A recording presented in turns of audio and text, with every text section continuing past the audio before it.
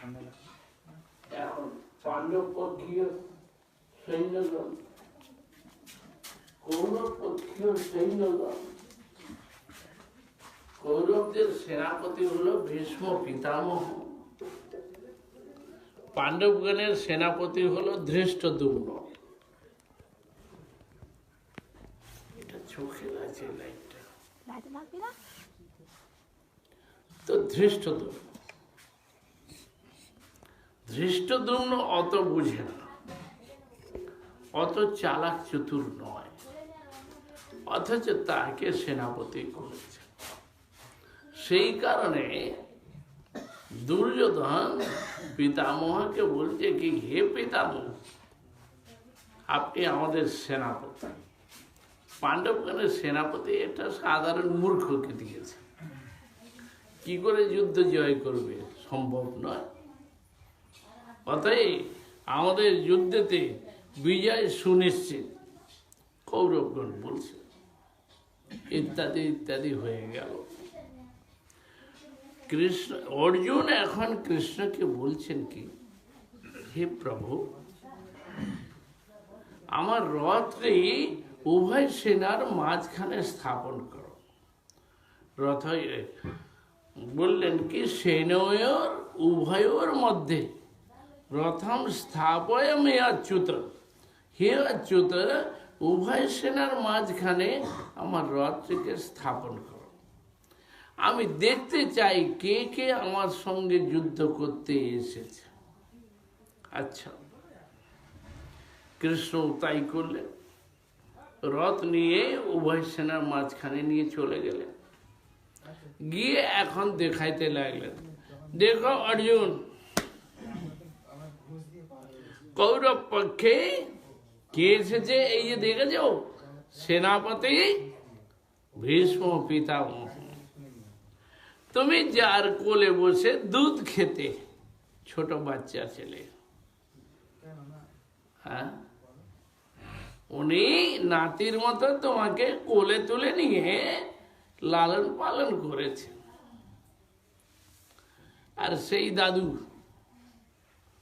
পিতামহ ভীষ্ম এসেছে যুদ্ধ করবার জন্য। বলে কেন না, পাণ্ডবদেরকে মেরে কৌরবদের রাজ্য দেওয়া হবে, তাদের হিত করবার জন্য। যে মহাত্মা সারা জীবন ধরে রাজ্য ত্যাগ করলেন, বলে আমার রাজ্য চাই না, আকুমার ব্রহ্মচারী, আজকে তিনি এসেছেন যুদ্ধ করতে। কিসের জন্য না, পাণ্ডবদেরকে ধ্বংস করে কৌরবদের রাজ্য দেওয়া হবে। একটুকু সূচের অগ্রভাগে যতটুকু মাটি, ওইটুকু বিনা যুদ্ধে দেওয়া হবে না, এরা প্রতিজ্ঞা করেছে। এই পিতামহ এসেছে, দেখো, আঙুল দিয়ে দেখাচ্ছে, দেখো এই তোমার গুরু, যে তোমাকে অস্ত্রবিদ্যা শিখিয়েছে, সেই গুরু দ্রোণাচার্য এসেছে যুদ্ধ করতে, এই বুড়ো বয়সে রাজ্য সুখ ভোগ করবার জন্য, কৌরবদের হিতাকাঙ্ক্ষী হয়ে এসেছে। আর কর্ণ, দুর্যোধন, দুঃশাসন আদি বড় বড় বীর পুরুষ যত আছে। এই তুই বাইরে গিয়ে কথা বলতে পারিস না, ডিস্টার্ব করছিস না? এই সঞ্জয়, গাধা নাকি একটা?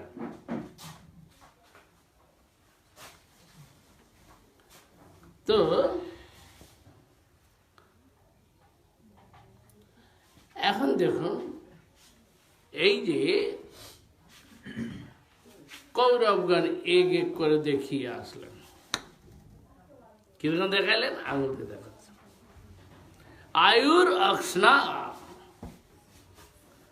আঙুল দিয়ে দেখাইলেন। কি করলেন? বলে সকলের আয়ু হরণ করে নিলেন। বলে এরা হচ্ছে কুমড়ার ফুল। কুমড়ার ফুলকে আঙুল দেখাইলে কি হয়? পচে যায়, ফল আর হয় না। বলে এরাও শেষ হয়ে গেছে। ওই ভগবান আঙুল দেখিয়ে দিলেন। এক এক করে দেখিয়ে আসলেন, বলে আসলেন, বলে সব শেষ। কিন্তু অর্জুনের মনে বিষাদ। কেন? এরা যে আমার আত্মীয় স্বজন, ভাই বন্ধু, শালা সম্বন্ধী, ইষ্টমিত্র, এদের মেরে এদের রক্তমাখা রাজ্য ভোগ করব কি করে? এই হচ্ছে অর্জুনের অভিপ্রায় এবং বক্তব্য। বলতে লাগলেন। কৃষ্ণ এখন চুপ আছেন, কিছু বলছেন না।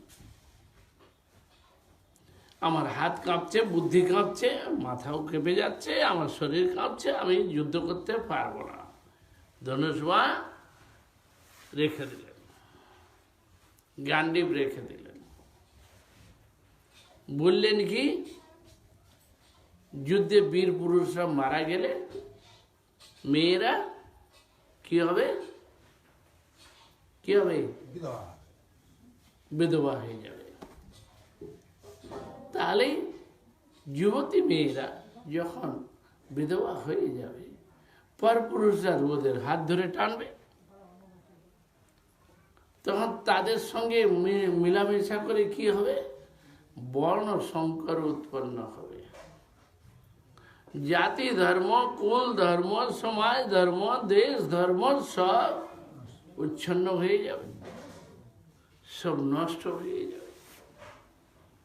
তো যুদ্ধ করা কোনো মতে আমি ভালো বলে মনে করছি না। তো এই সব কারণে তিনি ধনুষ্বাণ রেখে দিয়েছেন।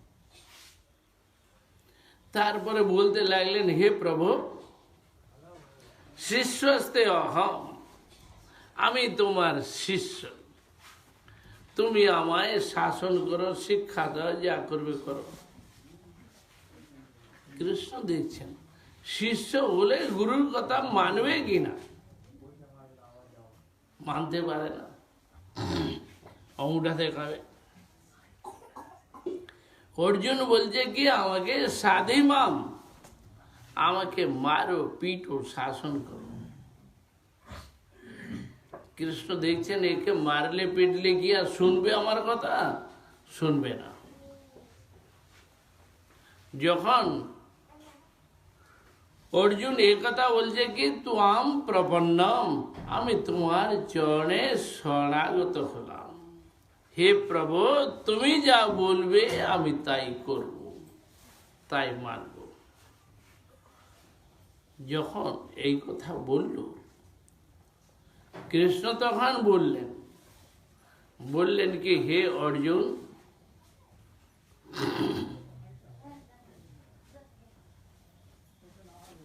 হে অর্জুন, তুমি আমার কথা শুনবে তো? বলে, হ্যাঁ শুনবো। যা বলবো তাই শুনবে, যা বলবো তাই মানবে? বলে, হ্যাঁ মানব। আপনি যা বলবেন আমি তাই মানব, করব। বলে, ঠিক আছে। এইভাবে শর্ত হয়ে গেল উভয়ে। তারপরে এখন কৃষ্ণ কি বললেন? বললেন কি, অর্জুন বলো দেখি, আত্মীয় কাকে বলে আর আততায়ী কাকে বলে?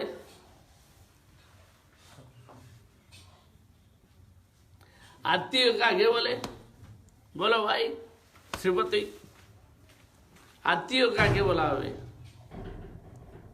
যার সঙ্গে নিকট সম্পর্ক থাকে। যার সঙ্গে নিকট সম্পর্ক,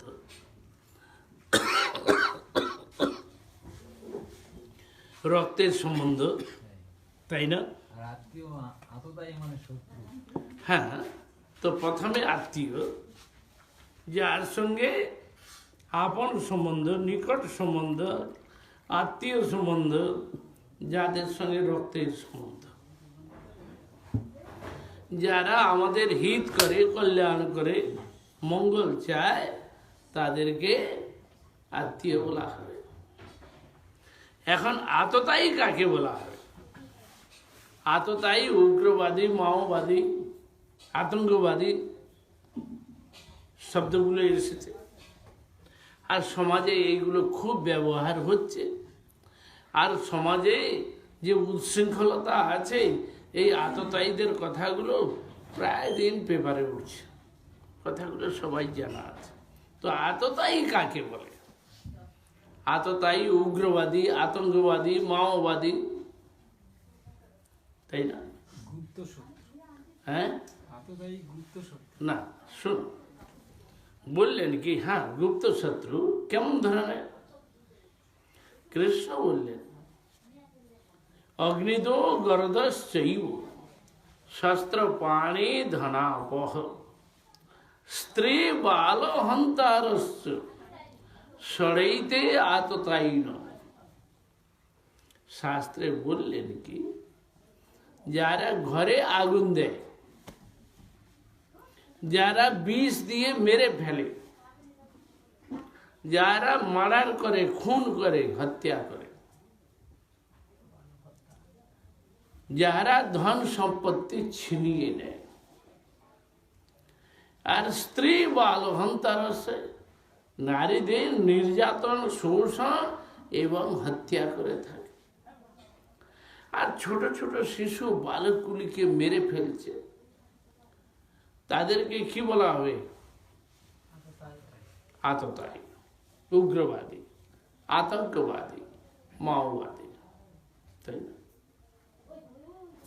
তো কৃষ্ণ অর্জুনকে বললেন, অর্জুন বলো এরা ছয়টার মধ্যে কোনটা করে নাই? একটা কিছুতেই আতঙ্কবাদী ঘোষণা হয়ে যাচ্ছে, একটা লক্ষণে। আর এরা ছয়টার মধ্যে ছয়টা লক্ষণ পুরা করেছে, কোনটা বাদ দিয়েছে? এরা কি বারাবত নগরীতে লাক্ষাগৃহে আগুন দেয় নাই?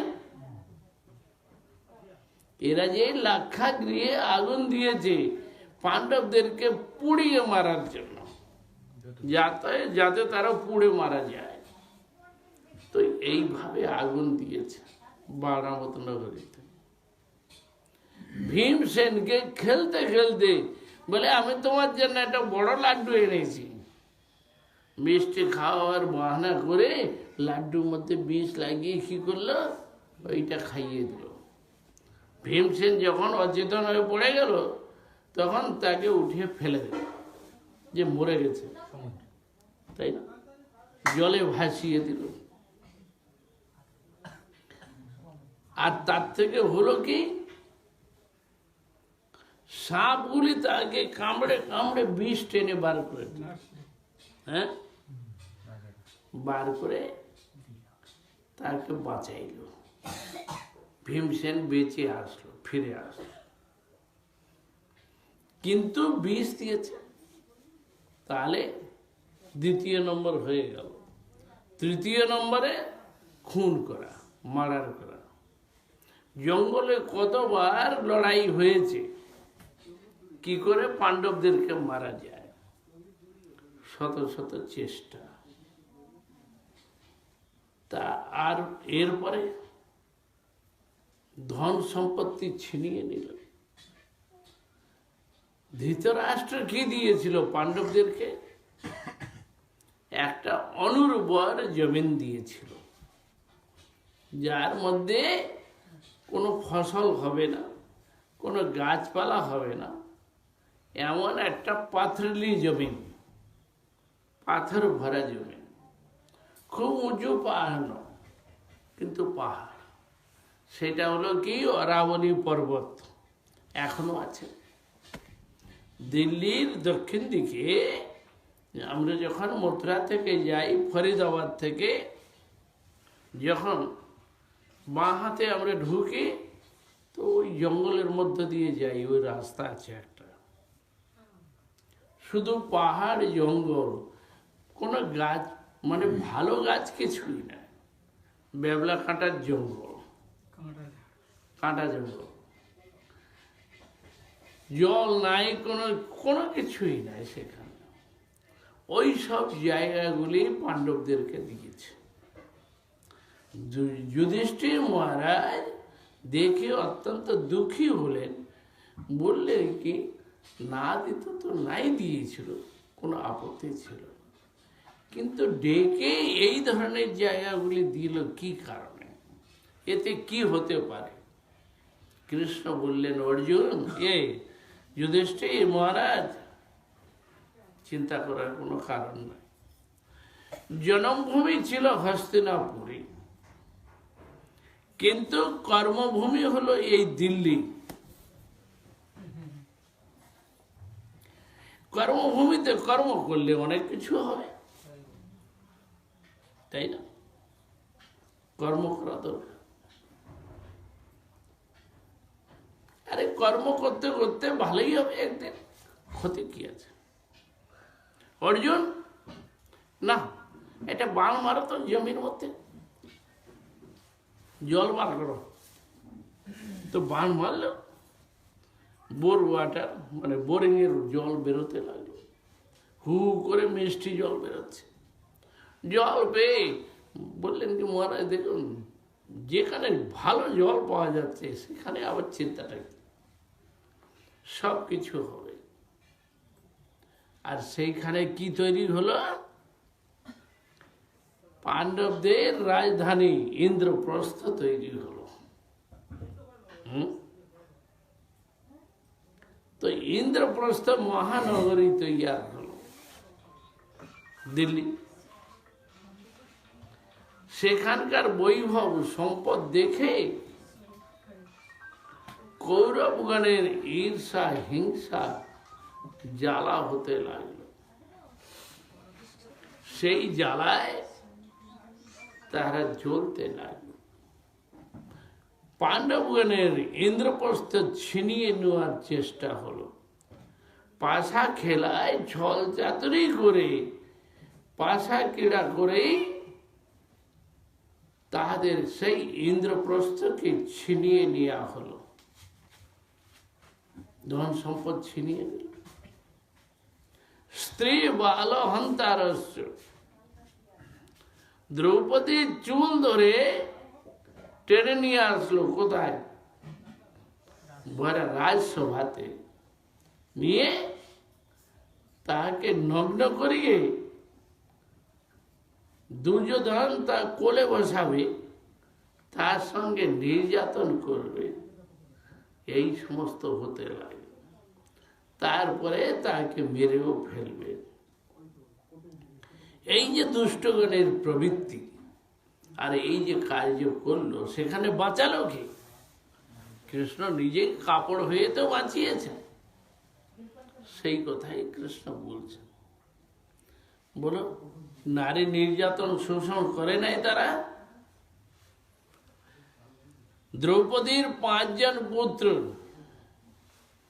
5টা ছেলে ঘুমিয়ে আছে। ঘুমন্ত অবস্থায় তাদের গলা কেটে মুন্ড নিয়ে চলে গেল কে? অশ্বত্থামা। তাহলে এই কৌরবরা এই 6টা লক্ষণের মধ্যে কোনটা বাদ দিয়েছে? আতঙ্কবাদের কোন কাজটা করে নাই? তাহলে ল কি আছে, কানুন কি বলে? আজকে একটা পুরো ওয়ার্ল্ডের কানুন আছে, সারা বিশ্বের জন্য একটা কানুন। সেই কানুনটা কি? কেউ যদি আতঙ্কবাদীকে প্রশ্রয় দেয়, সহায়তা করে, সাহায্য করে, অস্ত্র শস্ত্র দেয়, তাহলে তাকে কি হবে? অপরাধী ব্যক্তির মতোই সমান অপরাধ, দণ্ড এবং সাজা হবে। এটা পুরো বিশ্বের একটাই কারণ, এটা কেউ খণ্ডন করে নাই। কৃষ্ণ এখন অর্জুনকে বললেন, বলো, এরা আতঙ্কবাদী, তো এদেরকে মাথায় তুলে পূজা করা হবে নাকি এদেরকে মারা হবে? যদি দণ্ডবিধান করতে হয়, তাহলে তুমি কেন অর্জুন ধনুষ্মান ছেড়ে দিয়ে বসে আছো? কেন তুমি মনের দুর্বলতাকে প্রকাশ করছো? উঠাও ধনুষ্মান। এই আতঙ্কবাদী দুষ্টগুলোকে মারো, এইটাই তোমার ধর্ম, এইটাই তোমার কর্তব্য। এই জন্য গীতার মধ্যে ভগবান কি বললেন? মাম অনুস্মর যুদ্ধ চ, আমাকে স্মরণ করো আর যুদ্ধ করো, এইটাই তোমার কাজ, তোমার কর্তব্য। বলে আমাকে কেন স্মরণ করবে? বলে আমাকে যখন স্মরণ করবে তখন সব কিছু অমৃত হয়ে যাবে, আর তা না হলে আমাকে বাদ দিলে নেগেটিভ হয়ে যাচ্ছে। অতএব আমাকে স্মরণ করো আর যুদ্ধ করো, এটা ভগবানের বক্তব্য। আবার তিনি কি বললেন গীতার মধ্যে? আত্মা সম্বন্ধে দ্বিতীয় অধ্যায়ে ভগবান কৃষ্ণ অর্জুনকে শিখাচ্ছেন, দেখো অর্জুন, আত্মা আর শরীর দুটো কোনোদিন এক নয়।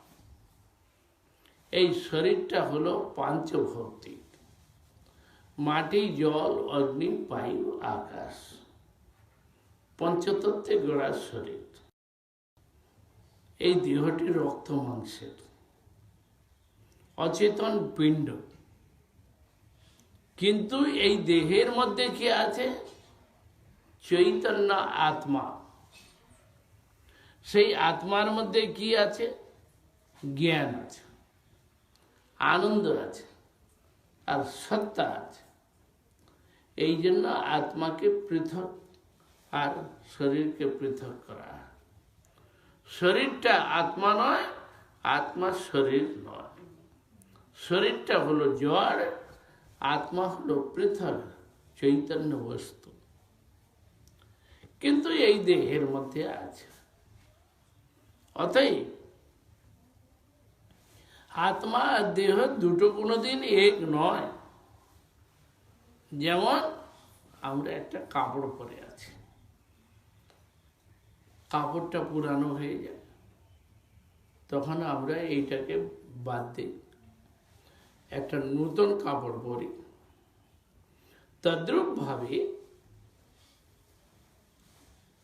প্রত্যেক জীব আত্মা এই দেহটিকে ধারণ করে, পুরানো হয়ে গেলে ছেড়ে দিয়ে আবার নতুন শরীর ধরে, বারবার পরিবর্তন হয়, তাই না? বাসাংসি জীর্ণানি যথা বিহায় নবানি গৃহণাতি নরোপরাণি, তাই না? তো এইভাবেই কাপড়টা বদলে যেমন আবার একটা কাপড় পরা হয়, তদ্রূপ ভাবে এই দেহটি বদলে আবার নতুন দেহ ধারণ করে। আত্মার জন্ম নাই বা মৃত্যু নাই, ন জায়তে ম্রিয়তে বা কদাচিৎ, নায়ম ভূত্বা বা ভবিতা ন ভূয়, হয় নাই আর হবেও না, চিরকাল এক সমান। আত্মা অজর অমর সনাতন, দেহ অনিত্য পরিবর্তনশীল। সেই আত্মাকে কেউ কাটতে পারে না, পুড়াইতে পারে না, সব বলবে না, তাই না? কোন ধর্মগ্রন্থ তারা আত্মা সম্বন্ধে জানে না। তারা কি জানে? দেহ, মন আর বুদ্ধি, এই পর্যন্ত। কিন্তু ভগবান বললেন না, আত্মা আর শরীর দুটো আলাদা, দুটো পৃথক, এইটুকু বুঝতে হবে। তারপরে ভগবান কি বললেন? কর্মযোগ, জ্ঞান যোগ আর ভক্তি যোগ, এই তিনটি যোগের উপদেশ দিয়েছেন গীতার মধ্যে। সংক্ষেপে বলছি, পরে আবার বলবো। যে ভগবান এই যে কর্মযোগ, জ্ঞান যোগ আর ভক্তি যোগের কথা বললেন। কর্মযোগে কি বললেন? মানুষের কাছে কর্ম আছে, জ্ঞান আছে আর ভক্তি আছে। এখন ভগবান বললেন কি, এইগুলিকে আমাতে যোগযুক্ত করো, তাহলে এটি কর্মযোগ হবে। কর্ম সবাই করে, কিন্তু কর্মযোগ সবাই করতে পারছে না। ভগবান বললেন কি, কর্ম না করে কোনো মানুষ থাকতে পারে না, প্রত্যেককেই কর্ম করতে হয়। তার মধ্য দিয়ে বললেন কি, দেখো, যখন যজ্ঞার্থাৎ কর্মণ অন্যত্র লোকয়া কর্মবন্ধন, যজ্ঞ বই বিষ্ণু, ভগবানের উদ্দেশ্যে কর্মগুলি হচ্ছে, তাহলে সেটি কর্মযোগ হয়ে যাচ্ছে। আর ভগবানের উদ্দেশ্যে না করে আমরা দিবারাত্র কার জন্য করছি? ঘর সংসারের জন্য, পুত্র পরিবারের জন্য, আত্মীয় স্বজনের জন্য, নিজের জন্য, তাই না?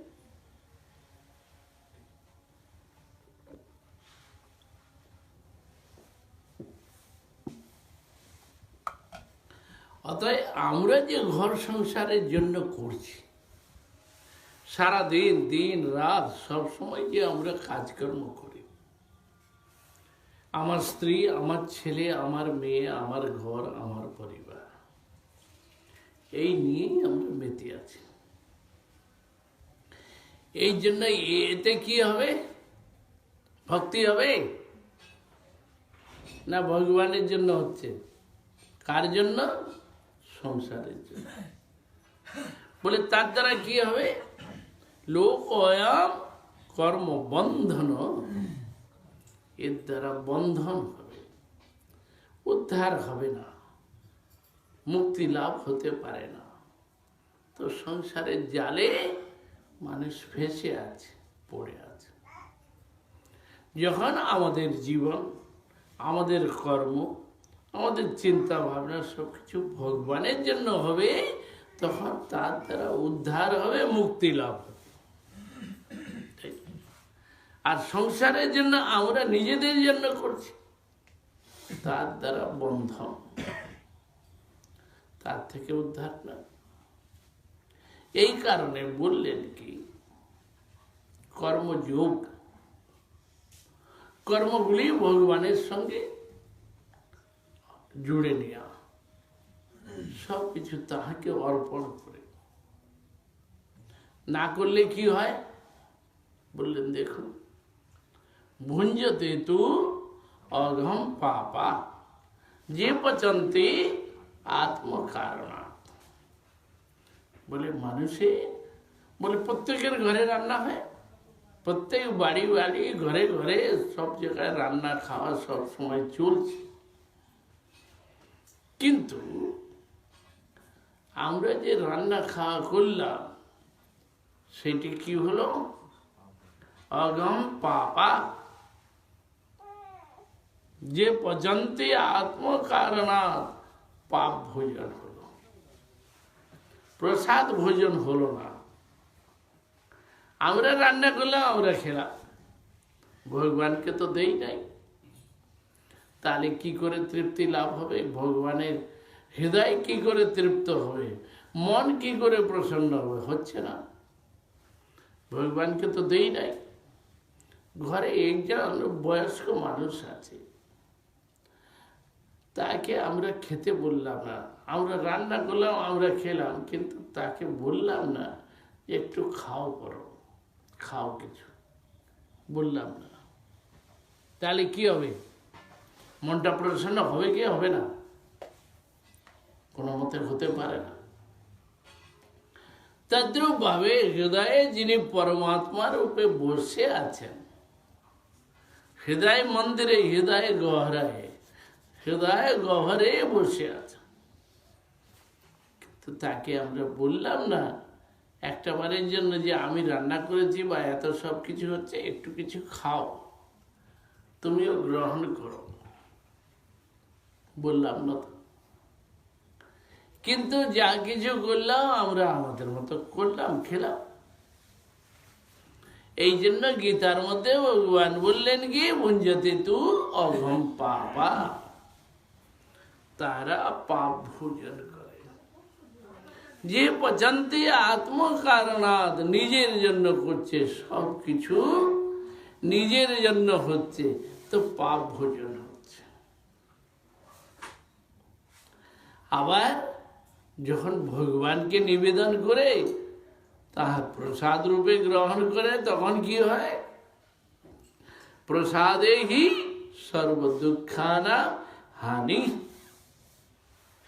প্রসাদ গ্রহণ করলে সমস্ত দুঃখ দূর হলো, শান্তি হলো, সব দুঃখ দূরে গেল। তো ভগবানকে নিবেদন করে খেতে হয়, এমনি খেতে নাই, পাপ ভোজন হয়ে যায়। আর এমন বস্তু খেতে হয় যা খেলে আমাদের শরীর, মন, বাণী, বুদ্ধি, ইন্দ্রিয় সবকিছু শান্তি লাভ করে। সেইটি কি? একটা তামসিক ভোজন আর একটা সাত্ত্বিক ভোজন। সাত্ত্বিক ভোজনে কি হয়? মনটা প্রসন্ন। আপনি যদি মনের সুখ পেতে চান, শান্তি পেতে চান, আনন্দ পেতে চান, তো কিসে হবে? সাত্ত্বিক ভোজনে। চিত্তম সত্যে প্রসিদ্ধতি, ভাগবতে বলে। মনটাও প্রসন্ন হবে, হৃদয় প্রসন্ন হবে সত্য গুণের দ্বারা, সাত্ত্বিক ভাবের দ্বারা। আর তামসিক ভাবের দ্বারা মনের মধ্যে কি হবে?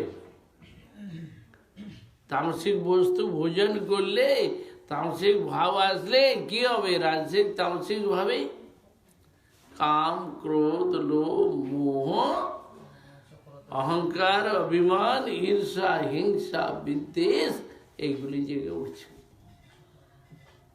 মনটা সবসময় দুঃখী, অশান্ত, মনের মধ্যে শান্তি নাই, তাই না? এই জন্য গীতার মধ্যে বললেন কি, আর ভাগবতের মধ্যে, সত্যগুণের দ্বারা, সাত্ত্বিক ভাবের দ্বারা মনটা প্রসন্ন হবে, সব সময় আনন্দে থাকে। এবং প্রসন্ন মনস। আর যখন প্রসন্ন চিত্তে আছে, মনটা প্রসন্ন, ভগবানের ভক্তি করে, পূজা করে, পাঠ করে সবকিছু সুন্দর হবে।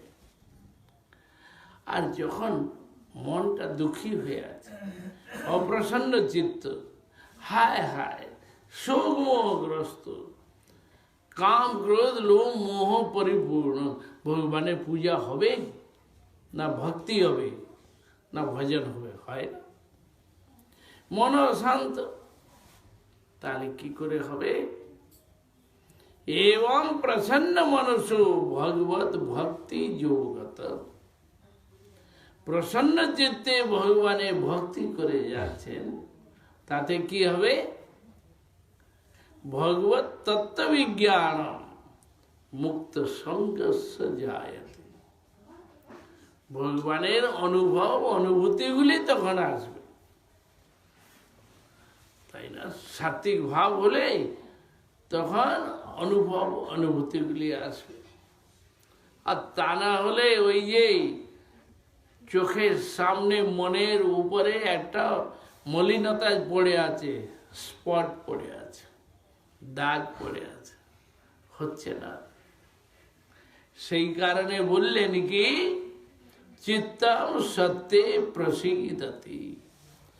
সত্য গুণের দ্বারা হৃদয়টা প্রসন্ন হয়। আর ভগবানের ভক্তি করতে করতে সংসার থেকে অনাসক্ত হয়ে যাচ্ছে, নিষ্পৃহ, আর কোনো কিছুর জন্য মোহ থাকছে না। ভগবানের অনুভব, অনুভূতিগুলি হচ্ছে। তো এই জন্য বললেন কি, কর্মযোগ। যা কিছু আছে আমার জীবনে, আমার মনে, সব কিছু ভগবানের সঙ্গে জুড়তে হয়। ভাগবতে কি বললেন? কায়েন বাচা মনসৈরিন্দ্রিয়ৈর্বা। শরীর, মন, বাণী, বুদ্ধি, ইন্দ্রিয়, মন আর স্বভাবের দ্বারা যে যা কিছু করে, করোতি যদ যদ सकलं परस्मै नारायणायीति समर्पयित्वा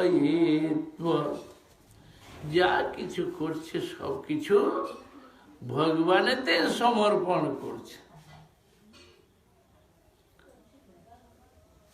জীবনে কর্ম, মন, বাণী, বুদ্ধি, ইন্দ্রিয় সব কিছু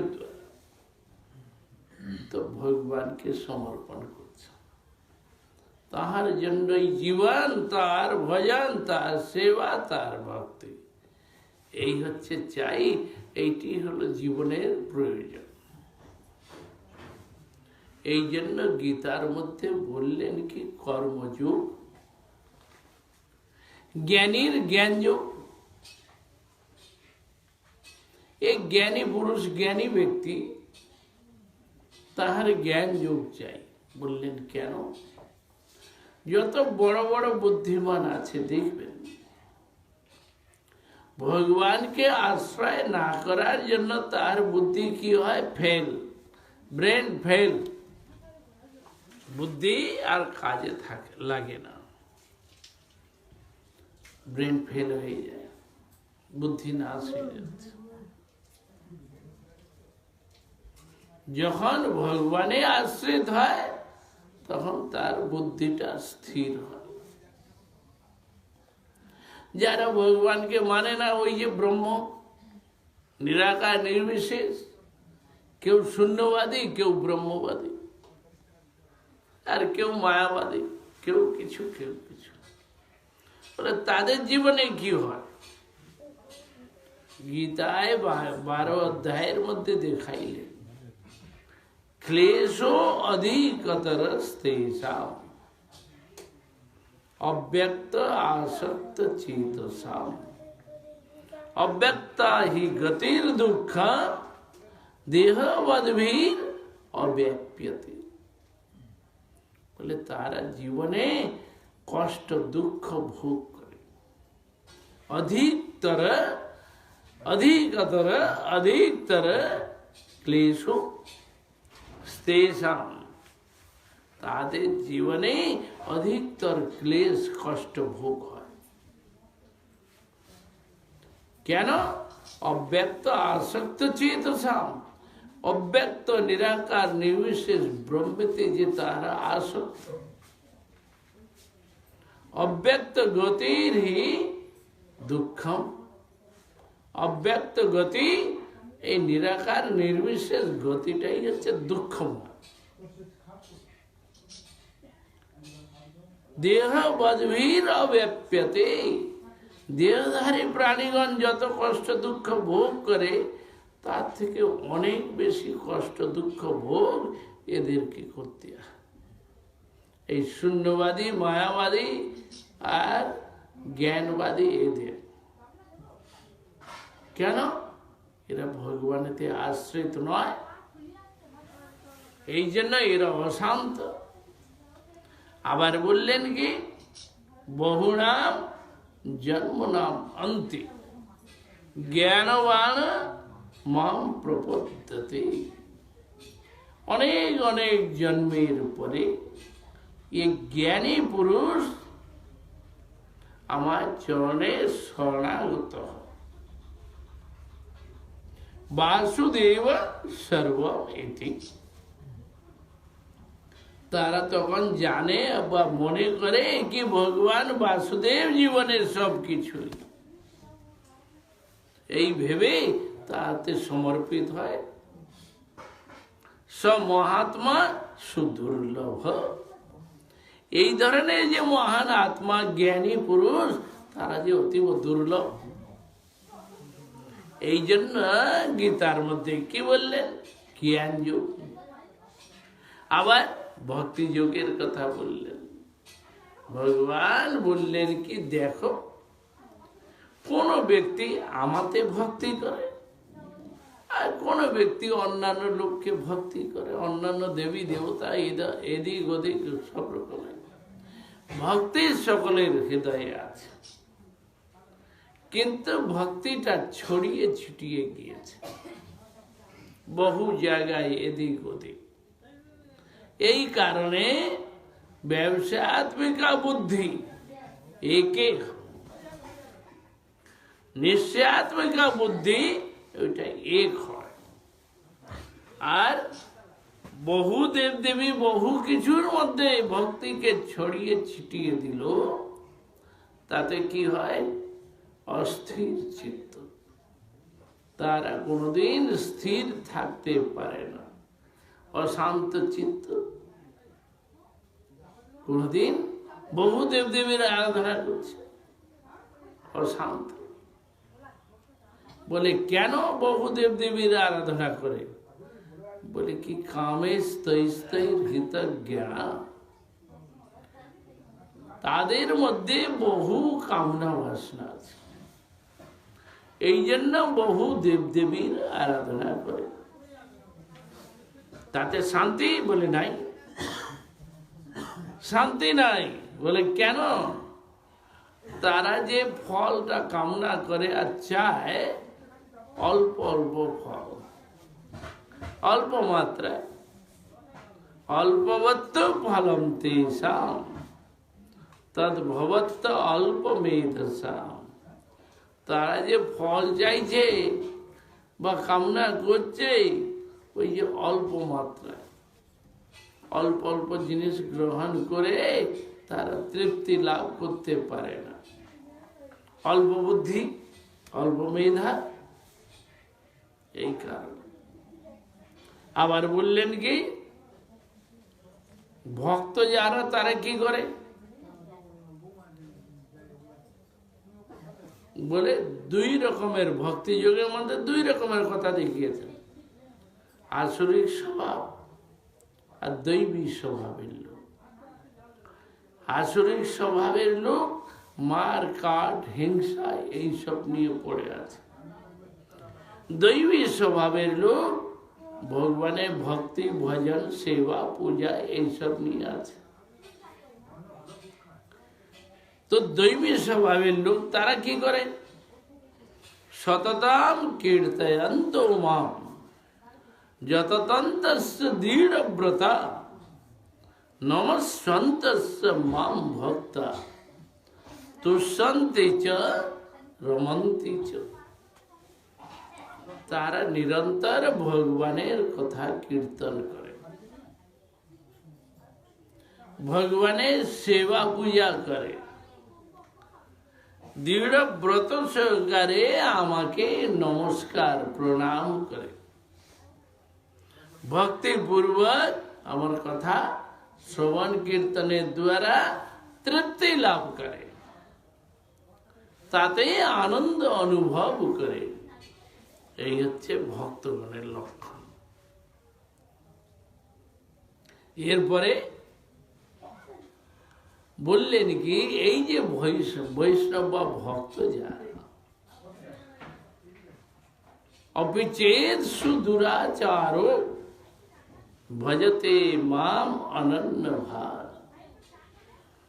এক দুরাচারী ব্যক্তি ভগবানের ভজন করে, তার জীবনে পাপ কর্ম, অন্যায় কর্ম, দুষ্কর্ম সব আছে, কিন্তু সেই লোকটা যদি কৃষ্ণের ভজন করে, কৃষ্ণ ভক্তি করে, তাহলে কি বললেন? বলে এই সাধুর এই সমন্ত, এই একে সাধু মনে করো। এ হলো সাধু, আর সাধু নয়। বলে কেন? খুঁটা একটা, 10টা খুঁটা আর একটা খুঁটা। এক ব্যক্তি একটা খুঁটা আশ্রয় করে আছে, অর্থাৎ ভগবানকে আশ্রয় করে আছে। সে ভগবানের ভক্তি করে, ভজন করে, তার যত দুষ্কর্ম, পাপ তাপ যা আছে করুক কি যায়। কিন্তু কি হয়? বললেন কি ওকে সাধু মানো, সাধু মানো। বলে কেন? স্থির হয়েছে। একটা লোক এক জায়গায় স্থির হয়েছে, আর একটি লোক বহু জায়গায় ঘুরে বেড়াচ্ছে। তো কোনটা ভালো? बोले अरे हमारे सेठानी जी दिन रात 24 घंटे भजन करती है, पूजा पाठ करती है। আমার স্ত্রী দিন রাত সে পূজা পাঠ নিয়ে বসে আছে। কত ঠাকুর দেবতা দিন রাত 24 মানে যত ঠাকুর দেবতা আছে সব পূজা করে আসে। বড় ধার্মিক, কাকে বাদ দিয়ে যায়, সবাইকে পূজা করে। বলে শান্তি আছে কি না? কিছুই নাই, তাই না? শান্তি নাই। ওই যে অব্যবস্থিত চিত্ত, দুনিয়া আবার ঘুরে বেড়াচ্ছে দিন রাত পাগলের মতো, মনে শান্তি নাই।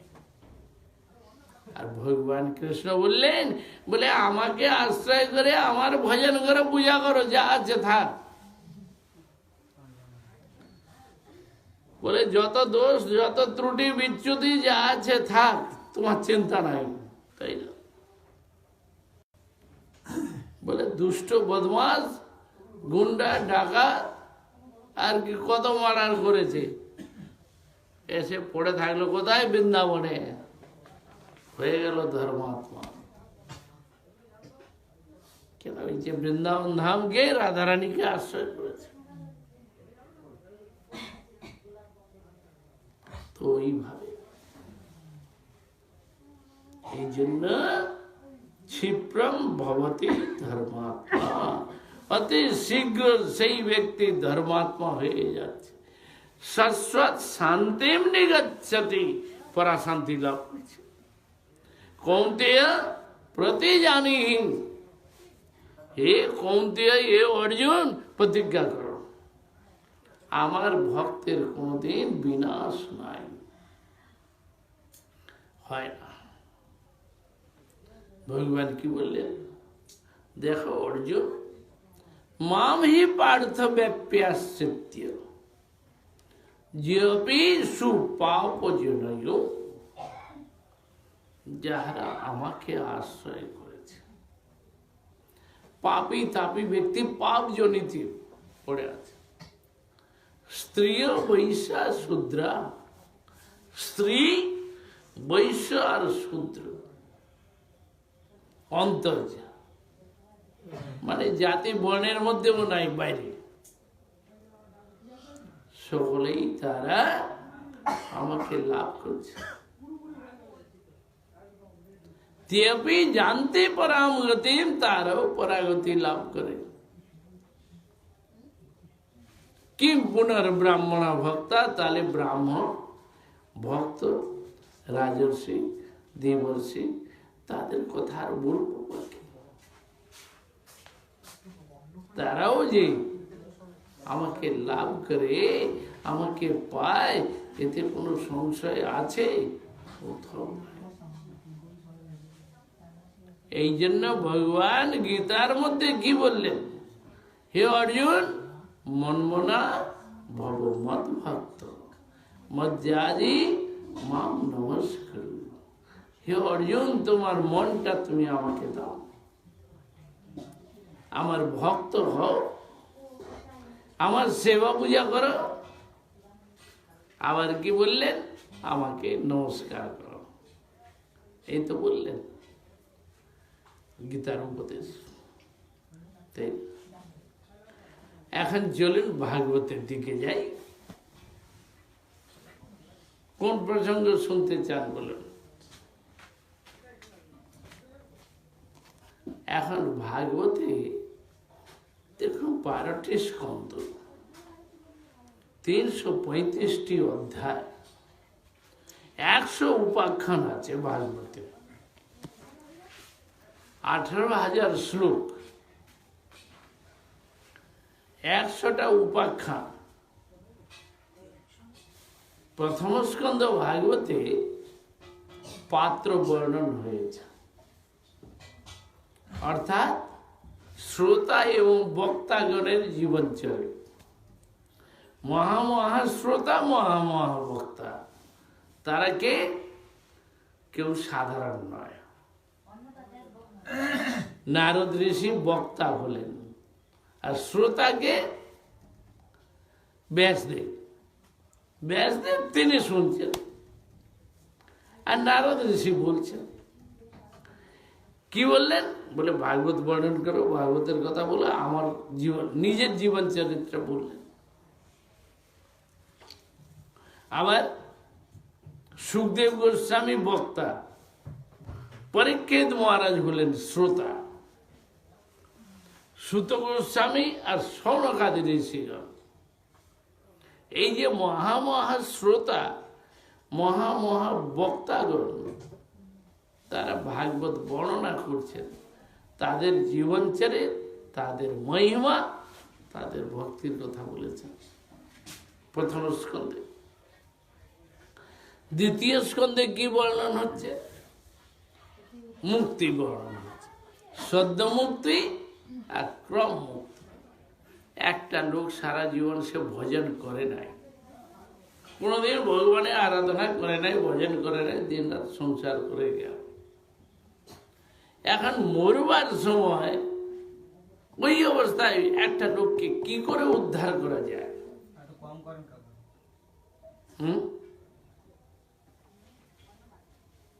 কি করে উদ্ধার হবে?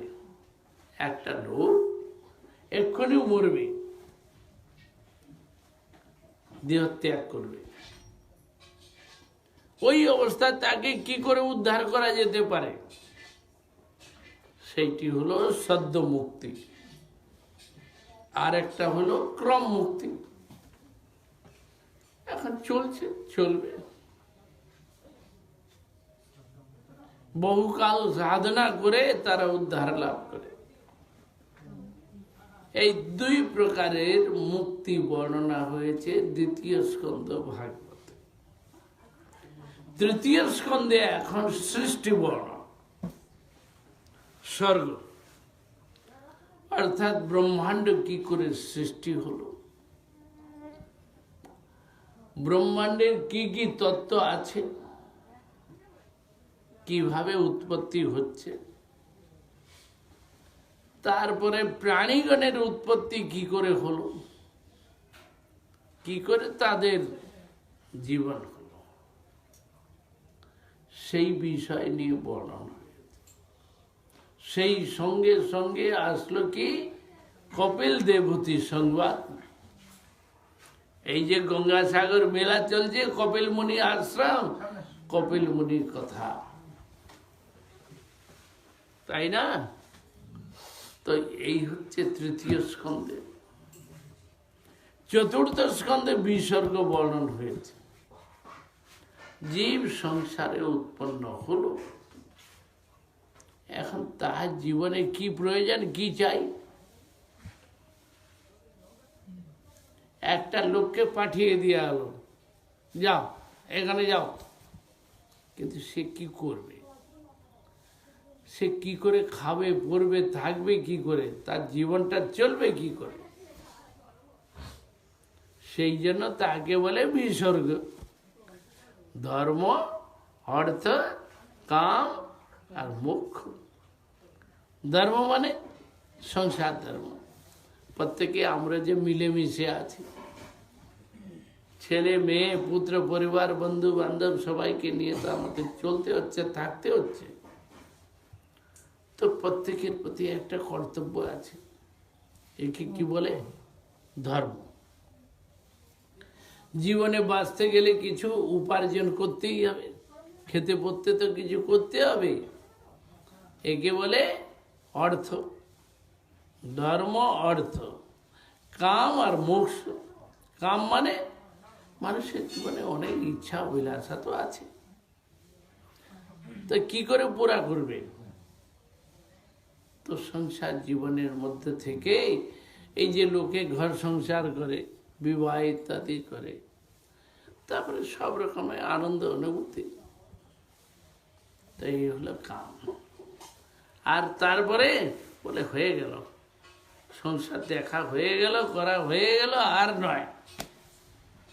মানুষের মধ্যে তখন জাগে বৈরাগ্য, বিরাগ। তাকে কি বলা হয়? মোক্ষ। এই ধর্ম অর্থ কাম মুখ্য চারটি বিষয়ে চতুর্থ স্কন্ধ ভাগবতে বর্ণনা হলো।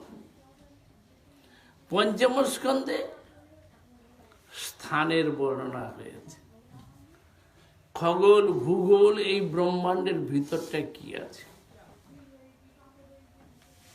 এই ঘরটার ভিতরে কি আছে, সেই বিষয়ে জানা হলো পঞ্চম স্কন্ধ। খগোল ভূগোল বর্ণন পঞ্চম স্কন্ধে বর্ণন হয়েছে। ষষ্ঠ স্কন্ধে বললেন এই জগতে কে বাঁচাবে, কে রক্ষা করবে আমাদের আপদে বিপদে, সবকিছুর মধ্যে আমাদেরকে কে রক্ষা করবে। বললেন কি, আমাদের রক্ষক হলো ভগবানের নাম।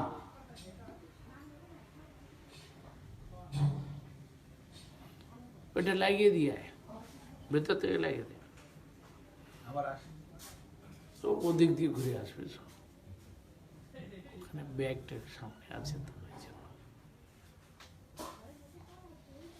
তো এখন বলা হলো কি যে প্রত্যেকেই এখন কি করে বাঁচবে, কে রক্ষা করবে আপদে বিপদে।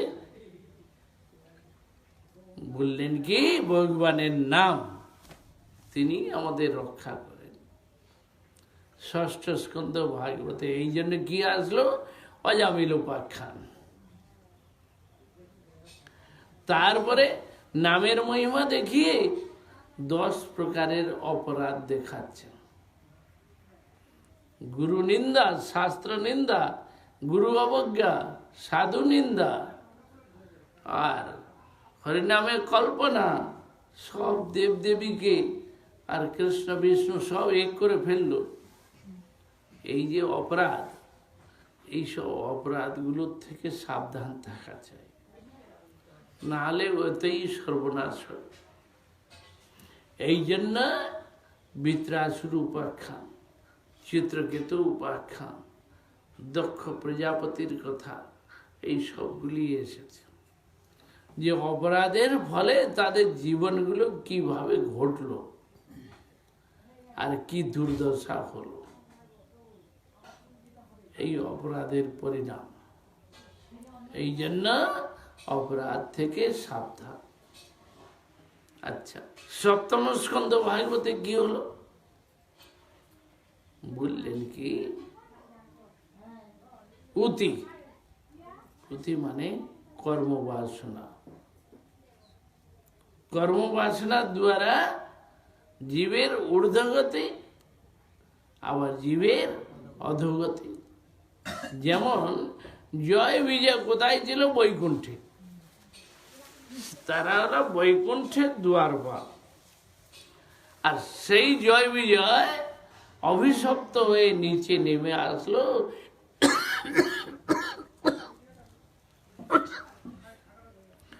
অসুর কুলে আসলো, তাই না? হিরণ্যাক্ষ হিরণ্যকশিপু হয়ে আসলো। দ্বিতীয় জন্মে রাবণ কুম্ভকর্ণ, তৃতীয় জন্মে শিশুপাল আর দন্তবক্র হয়ে আসলো। এরা যে ভগবত বিরোধী কি করে হলো, অপরাধীর ফলে। সাধুদের প্রতি অপরাধ করে এরা নিচে নেমে গেছে। আবার সাধুদের কৃপায় তাদেরই সন্তান প্রহ্লাদ কি হলো, নারদ ঋষি কৃপা পেয়ে উপরে উঠে যাচ্ছে। হ্যাঁ, ভক্ত হয়ে মহাভাগবত হয়ে উপরে চলে গেল। তাহলে এক ব্যক্তি নিচের থেকে উপরে উঠছে, আর এক ব্যক্তি উপর থেকে নিচে নামছে, তাই না? এই কথাটা দেখাইলেন যে কর্মের দ্বারা আমাদের কি হচ্ছে, কেউ উপরে যাচ্ছে আর কেউ নিচে নামছে। জয় বিজয় কোথায় ছিল আর কি হলো, অসুর দৈত্য দানব হয়ে সংসারে এসে কি করলো। আর প্রহ্লাদ নিচের থেকে উপরে উঠে যাচ্ছে, মহাভাগবত নারদ ঋষির কৃপায়। ये সপ্তম স্কন্ধ ভাগবত। অষ্টম স্কন্ধ ভাগবতে মনুবংশ চরিত্র, মনুবংশের কথা বর্ণন হয়েছে।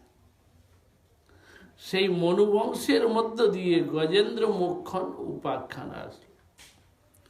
আর সমুদ্র মন্থন, যার থেকে অমৃত উঠল, অমৃত পান করে দেবতারা প্রমত্ত হয়ে উঠল।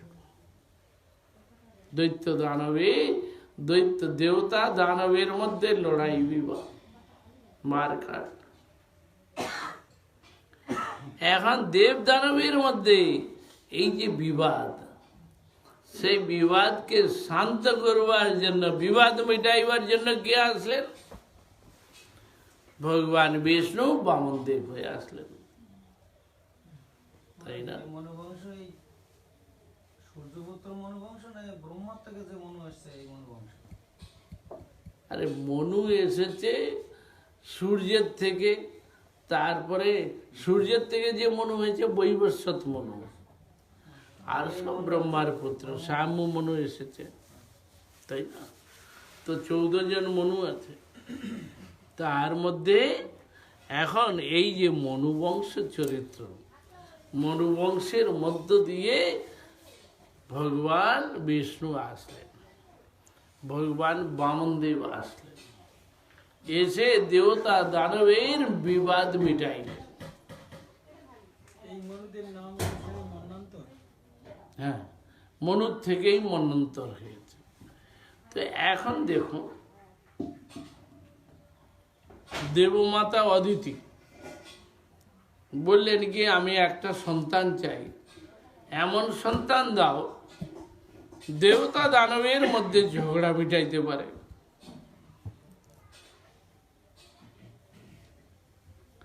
কশ্যপ ঋষি বললেন ভালো কথা, দেবতা দানবের ঝগড়া মিটিয়ে দিবে, তাহলে এই কাজ করো। ফাল্গুন মাসে যখন শরীর শুদ্ধ হয়ে যাবে, চতুর্থ দিনে স্নান করে যখন শরীর শুদ্ধ হবে, তখন থেকে 12 দিন ভগবান বিষ্ণু পূজা করতে হবে। 12 দিন মাত্র, তার মধ্যে 12 দিন দুধ খেয়ে থাকতে হবে, আর কিছু খেতে পাবে না। অখণ্ড প্রদীপ জ্বালিয়ে রাখে। আর কি করবে? 12 দিনের মাথায় সন্তান নেবে, পরমান্ন রান্না করে ভোগ লাগিয়ে ব্রাহ্মণদের খাওয়াবে, একথা বলেছে। সেই 12 দিনে ব্রত করে কে আসলো? ভগবান বামনদেব আসলো। আর যে দেবতা দানবের মধ্যে বিবাদ মিটিয়ে দিল, ঝগড়া মিটিয়ে দিল, তাই না? বলে বামন দেব কি জয়। বলে সন্তান নেবেন তো কেমন সন্তান নেবেন? আরে না না, একটা ভালো দেখে নাও। কিন্তু মায়েরা তো তারা অজ্ঞানী জীব, বিমূঢ়, সন্তান নেবে না তো, যত নিবে পাগল ছাগল, তাই না? একটা ভালো ছেলে না, তবে বলবো যে একটা জননী, একটা মা, তারা নিবে না, করবোটা কি, তাই না? কেউ নিচ্ছে না। কত বলা হয় যে মায়েদেরকে, কত জায়গায় আমরা বলছি যে মা তুমি এক কাজ করো তো, তোমার ছেলে হবে, সন্তান হবে, আচ্ছা ঠিক আছে, জন্ম নিলে 3 মাস তুমি কাউকে দিবে না, নিজে রাখতে হবে,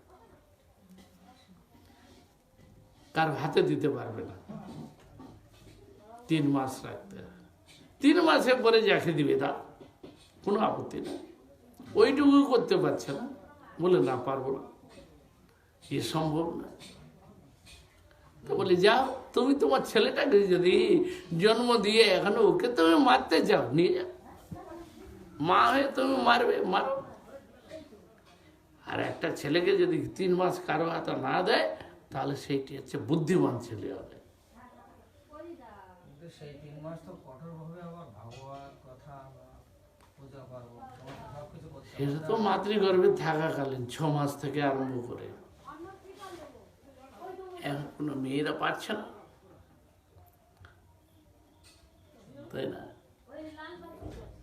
এই হচ্ছে ব্যাপার। এই কারণে গন্ডগোল, মেয়েরা একটা ছেলে নিতে চাচ্ছে না, যে আমার ছেলেটা বুদ্ধিমান হোক, মেধাবী হোক, এটা কোনো মায়েরা চাচ্ছে না। এক জায়গায় একটা ছেলেকে দেখলাম শুধু চাঁদনগরে, কথা শুনেছে, যতটা শুনেছে, যতটা পেরেছে, তাতেও দেখা গেল বুদ্ধিমান ছেলে। একবার যা শুনবে বাস, আর পড়তে হবে না, আর শুনতে হবে না। একবার পড়লো বা একবার শুনলো, হয়ে গেছে, দ্বিতীয়বার লাগবে না। এগুলো সব মায়েদের থেকে হয়, কিন্তু মায়েরা জানে না, পারে না, তো করবো নাকি? তার সব মোহগ্রস্ত অজ্ঞানী জীব। তারা পুষ্টিকর বলবান ছেলে একটা নেবে, ভালো ছেলে নেবে, বুদ্ধিমান নেবে, তা নিচ্ছে না। যত ওই আজে বাজে সংসার সবাই করছে, মেয়েরা তো সব বিয়ে করছে, কিন্তু মেয়েরা এইটুকু জানে না যে একটা ভালো ছেলে কি করে নেওয়া যায়, শিখে নাই। ভাগবতের কথা শুনছেই না, নিচ্ছে না। যাক, ও কথা নয়, এখন আগে চলুন নবম স্কন্ধে। অষ্টম স্কন্ধ হলো এরপরে নবম স্কন্ধ। নবম স্কন্ধে কি হচ্ছে? সূর্য বংশ আর চন্দ্র বংশের বর্ণনা হয়েছে। সূর্য বংশে ভগবান শ্রী রামচন্দ্র এসেছে, আর চন্দ্র বংশে ভগবান শ্রীকৃষ্ণ আসলেন। এই জন্য মানব বংশের এত গরিমা, এত মহিমা বাড়ল ভগবান শ্রী রামের জন্য আর শ্রীকৃষ্ণের জন্য। চন্দ্র বংশ আর সূর্য বংশ। দশম স্কন্ধে ভগবান শ্রীকৃষ্ণের লীলা বর্ণন হয়েছে। দশম স্কন্ধে কৃষ্ণ লীলা বর্ণন, জন্মের থেকে আরম্ভ করে অন্ত পর্যন্ত সব সম্পূর্ণ দশম স্কন্ধে বর্ণনা হল। একাদশ স্কন্ধে সাধনের বর্ণনা হয়েছে। ভগবানকে পাওয়ার উপায় কি করে পাওয়া যাবে, সেই সাধন বিষয়ে বর্ণনা হয়েছে একাদশ স্কন্ধে। আর দ্বাদশ স্কন্ধে 4 প্রকার প্রলয়ের বর্ণনা হয়েছে। নিত্য প্রলয়, নৈমিত্তিক প্রলয়, আত্মান্তিক প্রলয় আর প্রাকৃতিক প্রলয়। এই 4 প্রকারের প্রলয় দেখিয়েছে। নিত্য প্রলয় মানে প্রতিদিন প্রতিক্ষণে জীব জন্ম নিচ্ছে মরছে, জন্ম নিচ্ছে মরছে, তো একে বলে নিত্য প্রলয়। নৈমিত্তিক প্রলয় ব্রহ্মার একদিনে সন্ধ্যা হলে প্রলয় হয়ে যায়, স্বর্গ মর্ত পাতাল 3 লোক নাশ হয়ে যায়, সম্পূর্ণ সংসার জলমগ্ন হয়ে যায়। আগে তো পুড়ে ছাই হয়, তারপরে জলমগ্ন। তো এই জন্য বললেন কি, এ হলো নৈমিত্তিক প্রলয়। প্রাকৃত প্রলয় ব্রহ্মার 100 বৎসর আয়ু পরিপূর্ণ হলে সম্পূর্ণ ব্রহ্মাণ্ডটা ধ্বংস হয়ে যায়, কিছুই থাকে না, অব্যক্ত প্রকৃতিতে বিলীন হয়ে যায়। একে বলে প্রাকৃত প্রলয়। আর আত্যন্তিক প্রলয়, জীব যখন ভগবানের ভজন সাধন করে মুক্ত হয়ে যায়, ভগবানের লোকে যায়, তারা আর কোনোদিন এই জগতে ফিরে আসে না। তাকে বলা হয়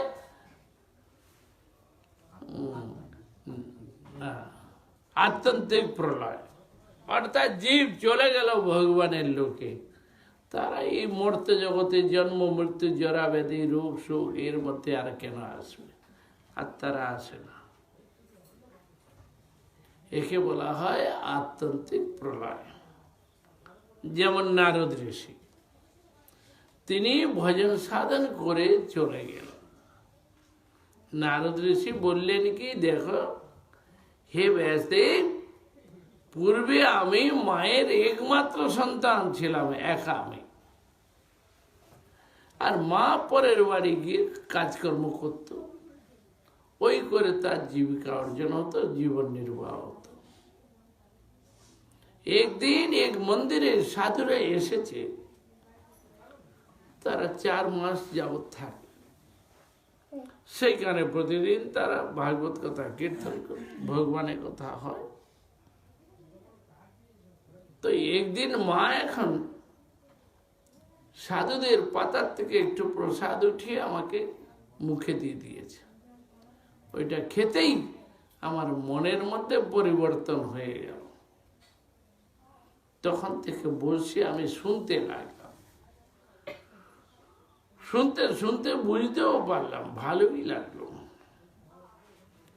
সেই সব শুনবার পরে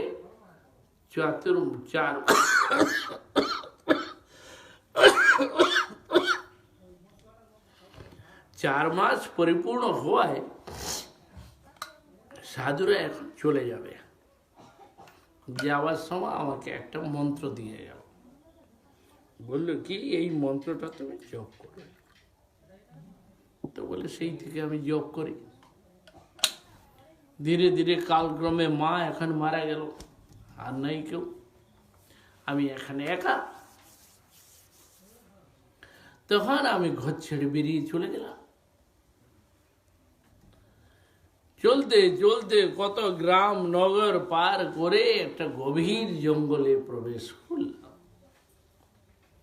একটা জঙ্গলের মধ্যে গিয়ে গাছতলায় বসে আছি, ঠাকুরের কাছে প্রার্থনা করতে লাগলাম, এই ঠাকুর তুমি আমায় দর্শন দাও। এই করতে করতে মন্ত্র জপ করে যাচ্ছে। ধীরে ধীরে ভগবান আমার ধ্যানের মধ্যে যেন আসতে লাগলো।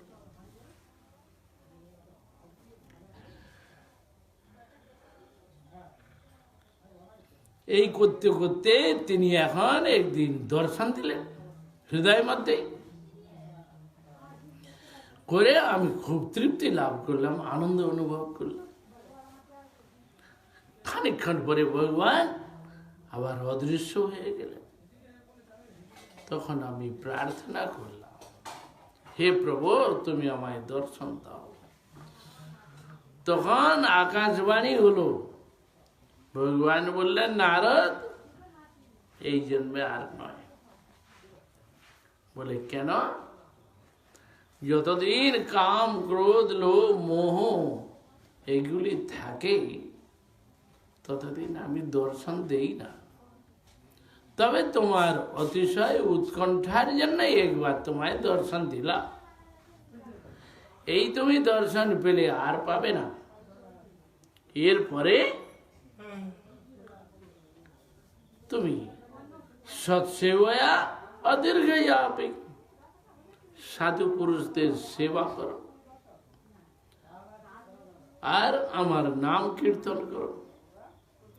এই করতে করতে অতি শীঘ্র আমার দর্শন লাভ করবে, আমার কাছে যাবে। মজ্জনতাম গন্তাসি, আমার প্রিয় পরিকর হবে, আমার লোকে যাবে, আর তুমি আমাকে পাবে। অতএব তুমি চিন্তা করিও না। ভগবান আদেশ দিলেন। সেই থেকে আমি যেখানে যাই সাধু পুরুষদের সেবা করি, আর সেই সঙ্গে সঙ্গে আমি প্রভুর নাম কীর্তন করি। এই করতে করতে আমি যে তাহাকে পেলাম।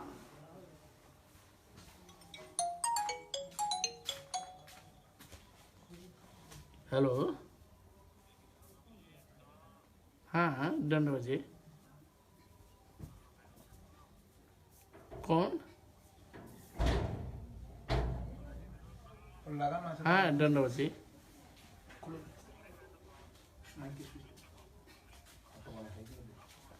अच्छा अच्छा हाँ वो बात कर रहे हैं। ले रामानंद है बोल बात कर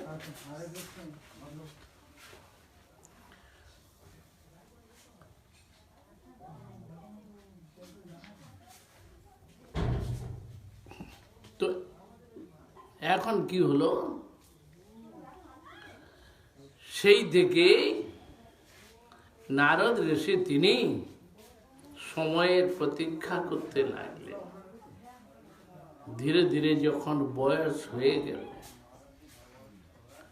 এখন শরীর ছাড়বার সময় তিনি বলছেন কি প্রযোজ্যমানে ময়ি ত্বাম শুদ্ধাম ভাগবতী তনুম আরব্ধ কর্ম নির্বাণ নপতৎ পাঞ্চভৌতিক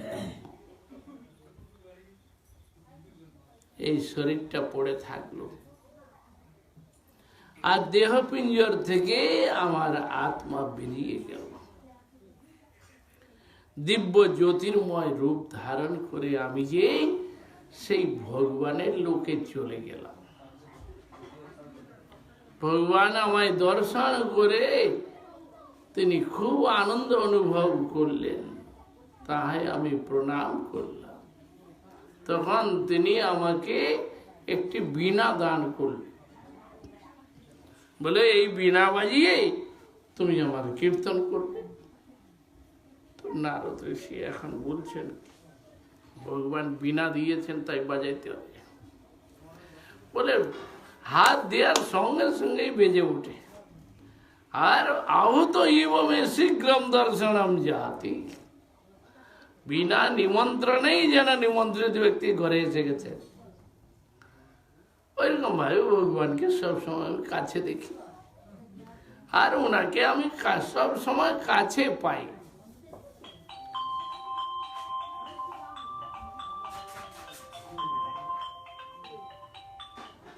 তো তাকে কাছে পেয়ে আমি যে অতিশয় আনন্দিত হই সেই কারণে ভগবান বলছেন কে নারদ ঋষি বলছেন কি ভগবান তিনি সর্বক্ষণ আমার সঙ্গে আমি তাহার সঙ্গে তিনিও আমাকে ছাড়েন নাই আমিও তাহাকে ছাড়ি নাই তাহার সঙ্গে আমার তো এখন সেই থেকে ভগবান আমায় যে অঙ্গীকার করেছে আমি তাহার সঙ্গে আছি আর আমিও তাহার সঙ্গে এই জন্য আমার জীবনে আর কোনোদিন বন্ধন বলে নাই ভৌতিক দেহ বলেও নাই কোনো কিছুই না সব সময় ব্রহ্মা যখন আবার মানসপুত্র রূপে আমাকে সৃজন করলেন আমি এসে গেলাম আমি সর্বত্র ভ্রমণ করি কোথাও আমার বন্ধন নাই অথচ এই দেহেতে আছে যেন তাদের চিন্ময় শরীর অপ্রাকৃত শরীর সচ্চিদানন্দ শরীর তাদের জড় দেহ নাই এই জড় দেহের এই যে রক্ত মাংসের শরীর ওইরকম নয় দেখতে শরীর কিন্তু এই দেহের মধ্যে বন্ধন নাই আমরা যেমন এই ভৌতিক দেহে বন্ধনগ্রস্ত হয়ে পড়ে আছি তো ভগবানের বেলা ওটা আর হয় না তো এইভাবেই ভগবান বললেন কি নারদ ঋষি বললেন তো এখন বলুন এই যে ভাগবতে 12টি স্কন্ধে অনেক বিষয়ে বর্ণনা হয়েছে এখন কোনটি কোনটি শুনতে চান সেটা বলে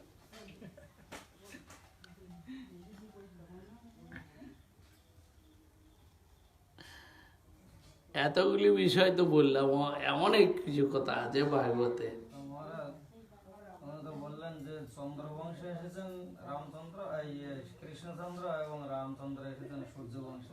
আমরা কোন বংশের? আমরা তো চন্দ্রবংশী, চন্দ্রবংশী। প্রত্যেকেই আমরা চন্দ্রবংশের লোক। আর এদিকে যে মনুবংশীয়, ও আগে হয়ে গেছে। আচ্ছা, এই যে পরবর্তীকালে চন্দ্রবংশ আসলো, যদু, কুরু, পুরু, ভোজ, বৃষ্ণি, অন্ধক, সাতওয়াত, এই 7টা বংশী।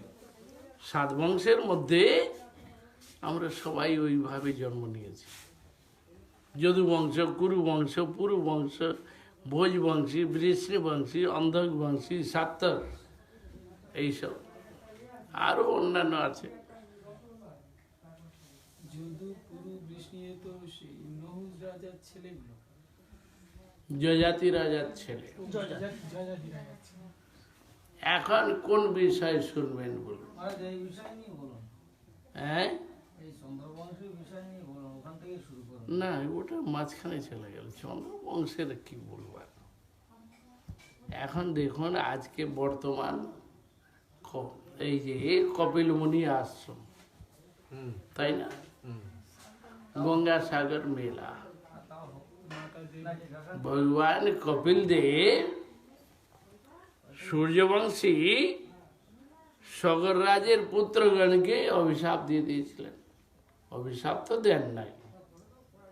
যখন সগরবংশীরা ওই কপিল মুনিকে দেখেই বলে এই সাধুটা ভণ্ড, ঘোড়ায় এইখানে চুরি করে রেখেছে, দস্যু এই চুরি করে এনেছে, এই চোর,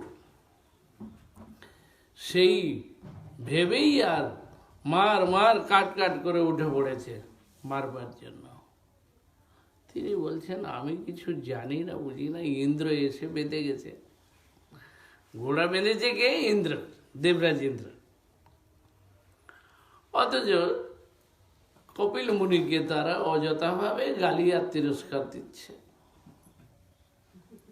সেই তিরস্কার করতে গিয়ে নিজেদের ক্রোধ প্রজ্বলিত হয়ে উঠল। সেই ক্রোধাগ্নিতে এখন সগর বংশীরা জ্বলে পুড়ে শেষ হয়ে গেল। 60,000 সগর বংশী পুত্র সব শেষ। তাদের সঙ্গে লক্ষ লক্ষ সৈনিকও আছে, সকলে পুড়ে ছাই হয়ে গেল। এখন ঘোড়া যেমনিকে তেমনি বাঁধা আছে, কেউ আর নিয়ে যেতে পারে না। তারপরে সগর মহারাজ বললেন কি ব্যাপার, আর কারো কোনো খবর পাওয়া যাচ্ছে না, কোনো গুপ্তচরও কেউ সন্ধান দিচ্ছে না, সকলেই মারা গেছে, ব্যাপারটা কি হয়? ছোট করে একদম ঠপ হয়ে গেল সারা। সব সংবাদ, সব সমাচার কোনো আর নাই। এরা গিয়েছে দেশ বিজয় করতে, কিন্তু আর কোনো খবর পাওয়া যাচ্ছে না। দেখো তখন সগর মহারাজ অংশুমানকে পাঠাইলেন, অসমঞ্জসের পুত্র অংশুমান। তো অংশুমান যখন খুঁজতে খুঁজতে আসলো, গঙ্গাসাগরে এসে কপিল মুনি আশ্রমে ওইখানে ঘোড়া বাঁধা অবস্থায় দেখতে পেল।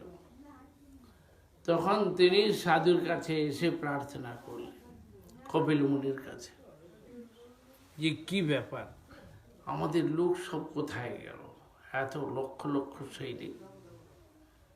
তখন উনি বললেন, দেখো এরা সব আমাকে অপরাধী মনে করেই গালিগালাজ করেছিল, কিন্তু আমি ঘোড়ার সম্বন্ধে জানিও না, আর আমি নেইও নাই, চুরিও করি নাই, আমি তো তপস্যায় বসে আছি। তো ঘোড়া চুরি করেছে দেবরাজ ইন্দ্র, আর উল্টা আমার নামে দোষ দিয়ে এরা আমাকে মারবার জন্য উঠে পড়ে লেগেই এরা নিজেরাই নিজেদের অগ্নিতে জ্বলে পড়ে শেষ হয়ে গেছে, ক্রোধাগ্নিতে শেষ। অংশুমান প্রার্থনা করলো, তাহলে এদের উদ্ধার হবে কি করে, আমাদের পূর্বপুরুষদের? তখন কপিল মুনি বললেন কি, যদি গঙ্গাকে আনয়ন করতে পারো তাহলে গঙ্গার স্পর্শে এদের সকলের উদ্ধার হয়ে যাবে। তখন তিনি ফিরে গেলেন ঘোড়া নিয়ে। এখন যজ্ঞ সমাপ্তি হলো, কিন্তু ওই যে দোষ হয়ে গেল না, যজ্ঞের মধ্যে দোষ লেগে গেল, পুরা হলো না। যাই হোক, অসমাপ্তি যজ্ঞকে সমাপ্তি করলেন, পূর্ণাহুতি করে শেষ করলেন। তারপরে সগর মহারাজ তিনি ওই তপস্যায় গেলেন। তপস্যা করতে করতে গঙ্গা আনয়নের জন্য তপস্যা হচ্ছে, তপস্যা করতে করতে দেহত্যাগ করলেন, চলে গেলেন। ওনার দ্বারা হলো না। ওনার পরবর্তী অংশুমান কিছুদিন রাজ্য করবার পরেই তিনিও তপস্যায় গেলেন। তপস্যায় গিয়ে অংশুমানও দেহত্যাগ করলেন, চলে গেলেন। গঙ্গা আসলো না। এখন অংশুমানের পুত্র হলো মহারাজ দিলীপ। তিনিও এরকম ভগবানের আরাধনা করতে লাগলেন, গঙ্গার জন্য আরাধনা করে যাচ্ছেন। তাতেও কিছু হলো না। দিলীপের পুত্র হলো ভগীরথ, আর সেই ভগীরথ তিনি আবার তপস্যা করতে লাগলেন। আর সেই ভগীরথ গঙ্গাকে আনয়ন করেন। গঙ্গা প্রবাহিত হয়ে যখন কপিল মুনি আশ্রমে পৌঁছে যায়, সমুদ্রে মিশে যায়, আর ওইখানে যত ধূলি কণা, তার মধ্য দিয়ে যত আত্মা ওইভাবে যে বিনষ্ট হয়েছে, তাদের সকলের উদ্ধার হলো। উদ্ধার হতেই সবাই দিব্য চতুর্ভুজ রূপ ধারণ করে ভগবানের লোকে সব চলে গেল।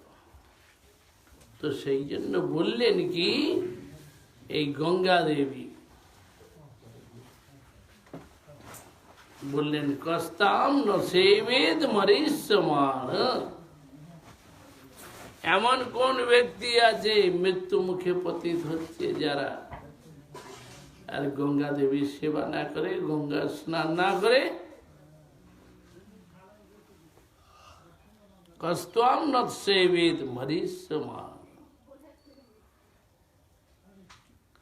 যাবৈ লসৎ শ্রী তুলসী বিমিশ্রিত কৃষ্ণাঙ্ঘ্রি রেণু পুনাত শেষাং সহলোকপালা কস্তাম ন সেবেদ মরিষ্যমান।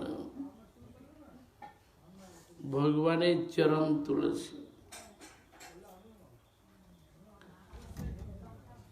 এখন সেই তুলসী পেয়ে গঙ্গা দেবী তিনি আনন্দিত। পাচ্ছেন কোথা থেকে? বলে যমুনা দেবী দিচ্ছে। বৃন্দাবনে যমুনা দেবী এখন ভগবানের চরণ তুলসী নিয়ে গঙ্গাকে দিচ্ছেন। আর গঙ্গা দেবী সেই তুলসী পেয়েই তিনি পরম আনন্দিত। ভগবানের চরণ তুলসী সেই প্রভাবে প্রভাবিত হয়ে পুনাত শেষান সহলোকপাল, সমস্ত লোকপালগণ সহিত সংসারে সমস্ত লোককে যিনি পবিত্র করছেন, এমন ভুবন পাবনী গঙ্গা আমাদের ওই প্রভু কি বলে, তারা প্রভু, জানেন তো? তারা প্রভু ওই যে কৃষ্ণচন্দ্রপুরে, তো ওই গল্প করছিল, কথাটা বলল। তবে ওর কথাও নয়, আরো অনেক লোক বলেছে, পেপারেও উঠেছে নাকি শুনেছি, লোকে বললো। যা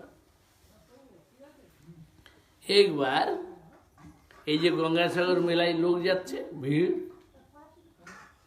ওই রকম লোক যাচ্ছে। একজন হিন্দুস্তানি মহিলা তার একটা বাচ্চা, ছোট বাচ্চা 5-6 বছরের, তাকে খুব সুন্দর করে সাজিয়ে এনেছে, একদম মানে উত্তরপ্রদেশের ড্রেস যেমন কৃষ্ণ সাজায় ওই রকম সুন্দর কাপড় টাপড় পরিয়ে মুকুট টুকুট লাগিয়ে হলকা ইত্যাদি করে সুন্দর করে সাজিয়ে মানে কৃষ্ণ সাজিয়ে নিয়ে এসেছে। এখন নিয়ে যাচ্ছে, মা যাচ্ছে, ছেলে হাত ধরে নিয়ে যাচ্ছে। ভেসেলে যখন উঠেছে, ভেসেলে এখন এক সাইডের দিকে দাঁড়িয়ে আছে, ভিড় তো, ভিড়ের মধ্যে দাঁড়িয়ে আছে। তো এখন ভেসেলটা যখন মাঝখানে পৌঁছে গেছেন, গঙ্গা গর্ভে মাঝখানে যখন চলে গেছে, তখন কি করেছে ওই মা এখন কি করেছে, বাচ্চাটাকে ধরেই জলের মধ্যে নামিয়ে দিল, মানে জলে ফেলে দিল। দেওয়ার সঙ্গে সঙ্গে সবাই এখন আটকে উঠেছে, আরে কি হলো, বাচ্চাটা এত সুন্দর বাচ্চা, এত সুন্দর ছেলেটা, এত সুন্দর সাজিয়ে এনেছে, কি হলো? সবাই দেখছে বাচ্চাটার দিকে, নজর আছে না সবাই, যে এত সুন্দর বাচ্চাটাকে সাজিয়ে গুজিয়ে এনেছে, ব্যাপারটা কি বুঝতে পারে না, কেউ জানে না। আর ফুট করে জলে ফেলে দিল, দিয়ে চলে যাচ্ছে। মাটা কাঁদছে না একটু, স্টিল দাঁড়িয়ে আছে। তো ওরা বলছে কি ভাই, সবাই জিজ্ঞাসা কি ব্যাপার, কি হলো, কি হলো? বলে আমার কোনো সন্তান হয় নাই বলে আমি গঙ্গা দেবীকে প্রার্থনা করেছিলাম কি আমার যাতে সন্তান হয়, হলে আমি তোমাকে একটা সন্তান আমি দান করব।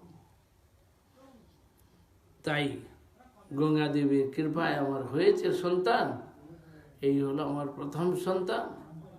তো ওনার কাছে যেমন আমি মানত করেছিলাম, তাই আমি এখানে গঙ্গা দেবীকে দান করে দিলাম, ওই জন্য আমি ছেড়ে দিয়েছি। তো এখন আর কেউ কিছু বলছে না, সবাই শুনছে দেখছে। যখন ওপারে ঘাটে চলে গেছে হারু পয়েন্টে, ওটা তো হারু পয়েন্ট না, এটা কচুবেড়িয়া, ওইটা হারু পয়েন্ট না।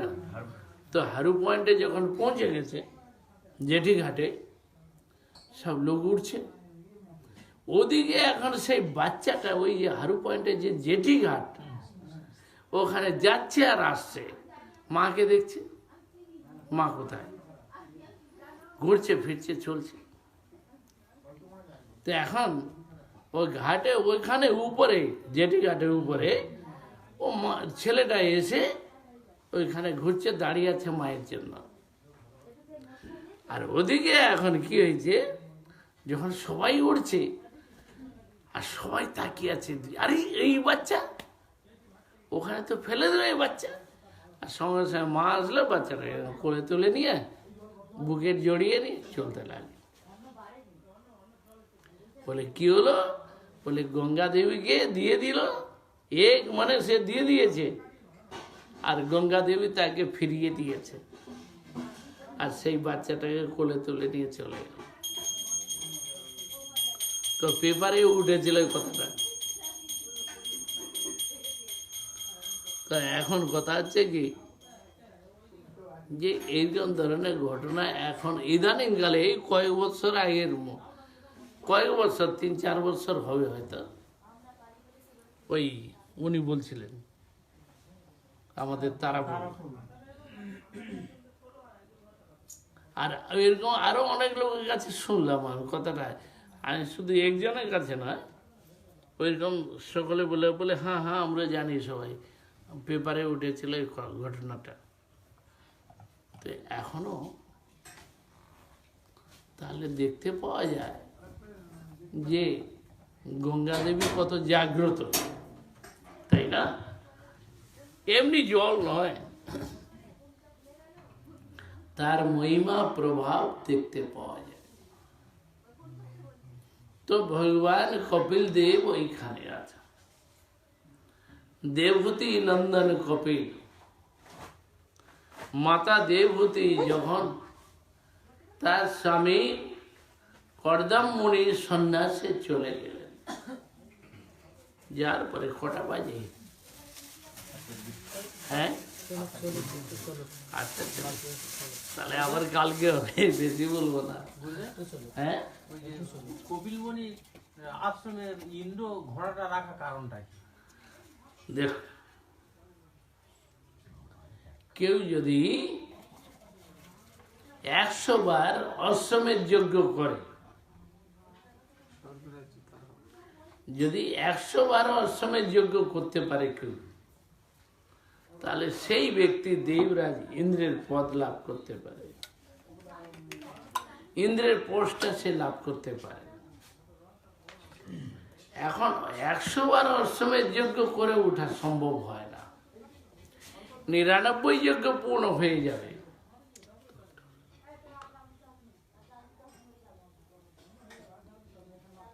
কি জল খাও?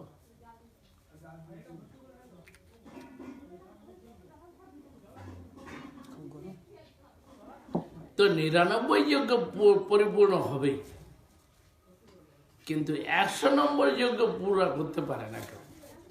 কেন? ইন্দ্র থেকে আরে আমার পদ ছিনিয়ে নেবে,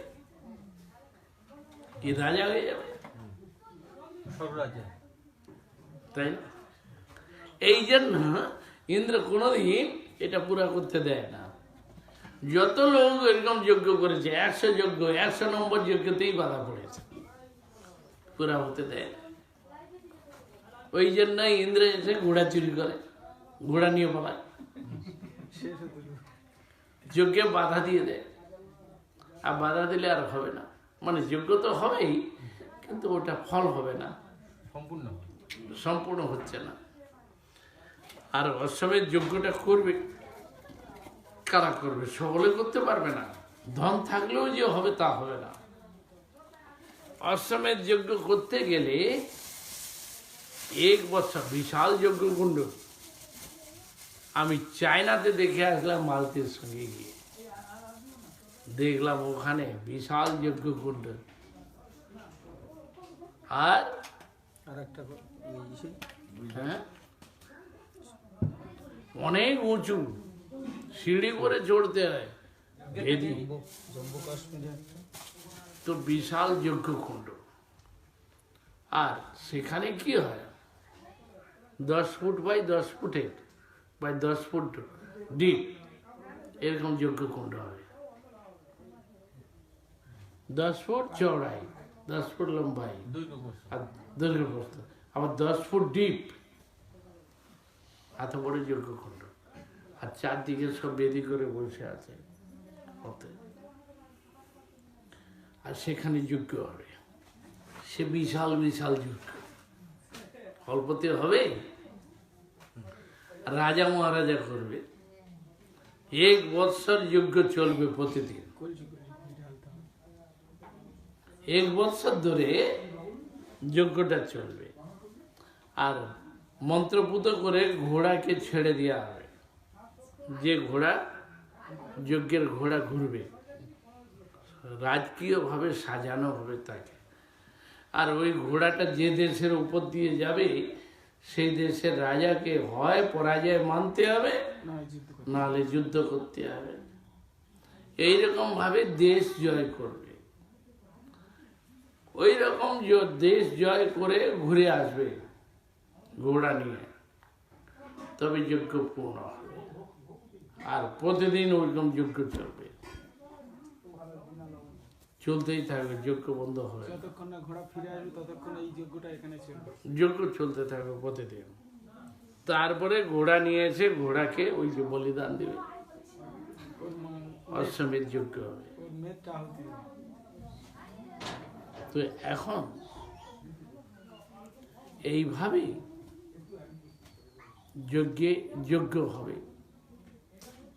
তারপরে সেই ঘোড়াকেও জীবিত করতে হবে। আগেকার দিনে এইগুলি হতো, বর্তমানে আর হয় না, কেউ পারবে না করতে। রামচন্দ্র করেছে। হ্যাঁ, ভগবান শ্রী রামচন্দ্র করেছেন, ইয়ে যুধিষ্ঠির মহারাজও করেছেন 3 অশ্বমেধ যজ্ঞ। কলিতে আর হয়েছিল। আর কলিতে বারণ আছে না, অশ্বমেধম গোপালম্ভম পিতৃনাম পলপৈতৃকম। আর হ্যাঁ, দেবরেণ সুতোৎপত্তি কলু পঞ্চ বিবর্জয়। কলিযুগে 5টা, সন্ন্যাসম পলপৈতৃকম। বললেন কি, অশ্বমেধ যজ্ঞ, গোমেধ যজ্ঞ, এইগুলি কলিযুগে হবে না। আর সন্ন্যাসও হবে না। পলপৈতৃকম, মাংস দিয়ে পিতৃশ্রাদ্ধ, এগুলো হবে না। আর দেবরেণ সুতোৎপত্তি, দেবরকে দিয়ে সন্তান উৎপত্তি করা। যেমন কোনো মহিলার সন্তান হচ্ছে না, আচ্ছা দেবরের সঙ্গে মেলামেশা করে নিল, তার থেকে সন্তান নিয়ে নিল, বলে এইগুলো বারণ আছে। এগুলো আগে ছিল, কিন্তু কলিযুগে এগুলি বারণ করলেন। সন্ন্যাস হবে না? দেখুন, সন্ন্যাস ধর্ম রাখা আর সন্ন্যাসী হওয়া বড় কঠিন ব্যাপার। আপনারা তো সন্ন্যাস। আমরা কেউ সন্ন্যাসী নেই। দণ্ড নিতে সন্ন্যাস হচ্ছে না। দেখুন, সন্ন্যাস এখনো যে সন্ন্যাস হয়, এই সন্ন্যাসের নিয়মটা শুনলে ছাতি কাঁপবে। কেন? হরিদ্বারে গঙ্গার জল কত ঠান্ডা। সন্ন্যাস নিতে গেলে বলবে কি, একদিনে 12 ঘন্টার মধ্যে ওই একদিনে 1000 বার গঙ্গায় ডুবতে হবে আর উঠতে হবে। 12 ঘন্টার মধ্যে 12 ঘন্টার মধ্যে 1000 বার গঙ্গায় ডুবকি লাগাইতে হবে, আর উপরে উঠে আসতে হবে, আবার যেতে হবে, আসতে হবে, 1000 বার। তারপরে 12 ঘন্টা গোবরের মধ্যে দাঁড়িয়ে থাকতে হবে, গলা পর্যন্ত গোবর গুলিয়ে রেখে দিল, আর গোবরের মধ্যে 12 ঘন্টা থাকতে হবে। এইগুলি হবে সন্ন্যাসের পরীক্ষা। যে ব্যক্তি সন্ন্যাস নেবে তাকে এইগুলি করতে হবে। তারপরে 12 ঘন্টা এইটা হলো। এরপরে এখন করবে কি, যে সেই ব্যক্তি কোনোদিন ব্যাংকে টাকা পয়সা রাখতে পারবে না, এবং 4 মাস নদী পার হতে পারবে না। এই চাতুর্মাসে কোনো নদী বা সমুদ্রে কোনো কিছু, সমুদ্রে তো পার হওয়া যায় না, কোনো নদী পার করতে পারবে না, সমুদ্রও পার করবে না। মহারাজ ওই যমুনা নদী, গঙ্গা নদী যদি ব্রিজের উপর থেকেও নয়। যদি হচ্ছে আমাদের পরিক্রমা যদি থাকে, তাহলে ওইগুলো তো তাও পারবে না। সন্ন্যাসীদের নিয়ম আছে, ওরা পারবে না পার করতে। ব্রিজের 4 উপর মাস থেকেও যাওয়া যাবে না। না, আর আমরা ব্রিজ আর নৌকা। পার হতে পারবে না, ব্রিজের কথাই নাই। মহারাজ বর্জ্যের ভিতরে যে আমাদের সে যেখানেই হোক, আচ্ছা, হবে না। না। তারপরে এ হলো প্রথমে নিয়মগুলো। তারপরে নিয়ম কি হবে, এখন সন্ন্যাস দিবে। সন্ন্যাস দিতে গেলে এখন প্রথমে ষোড়শ শ্রাদ্ধ হবে। 16 উপচারের দ্বারা শ্রাদ্ধ করতে হবে। সেই ব্যক্তির শ্রাদ্ধ করা হবে জীবিত অবস্থায়। তাহা আটার মূর্তি তৈরি করে, আটার মূর্তি তৈরি করলো আটা দিয়ে, মানুষের মূর্তি করে দিয়ে ওই কাঠ দিয়ে ওইটাকে পুড়ানো হবে, পুড়িয়ে ছাই করে ফেলে দিল। পুড়িয়ে দিয়ে তারপরে শ্রাদ্ধ হবে, ষোড়শ শ্রাদ্ধ। 16 উপচারের দ্বারা তার শ্রাদ্ধ করতে হবে। শ্রাদ্ধ করে মানে সম্পূর্ণ হয়ে গেল, শেষ, বিদায়। কিন্তু লোকটা তো বেঁচে আছে, তার সন্ন্যাস হলো সমস্ত কর্ম তাকে ত্যাগ করতে হবে, কোনো কর্ম আর করবে না। তাহলে সে খাবে কি করে, বাঁচবে কি করে? তার জন্য প্রতিদিন সন্ধ্যাবেলা 7 ঘরে গিয়ে 7টা ঘরে যাবে ভিক্ষা করতে, মাদুগুরি নিয়ে আসবে, মানে রুটি তরকারি এইসব কিছু। ওই ভিক্ষা করে আনলো, যা পাবে ওইটিকে আবার 7 ভাগ করতে হবে। 1 ভাগ জলেতে দিতে হবে, 1 ভাগ সূর্যকে দিয়ে দিতে হবে, 1 ভাগ গরুকে দিতে হবে, 1 ভাগ অতিথিকে দিতে হবে। ওইরকম ভাগ করতে করতে অবশেষ যা কিছু থাকলে 1 ভাগ ওইটুকুই খাবে। হাত দিয়ে তুলে খাবে না, মুখ লাগিয়ে এরকম মাটিতে মুখ লাগিয়ে খেতে হবে, গোগ্রাসে। এইভাবে জীবিকা অর্জন, জীবন নির্বাহ করবে, তবে হবে সন্ন্যাসী। বলুন, যতদিন বাঁচবে। সারা জীবন যতদিন বাঁচবে ততদিন, তাহলে হবে সন্ন্যাসী। বলে হবে কিনা বলো, কে হতে পারে?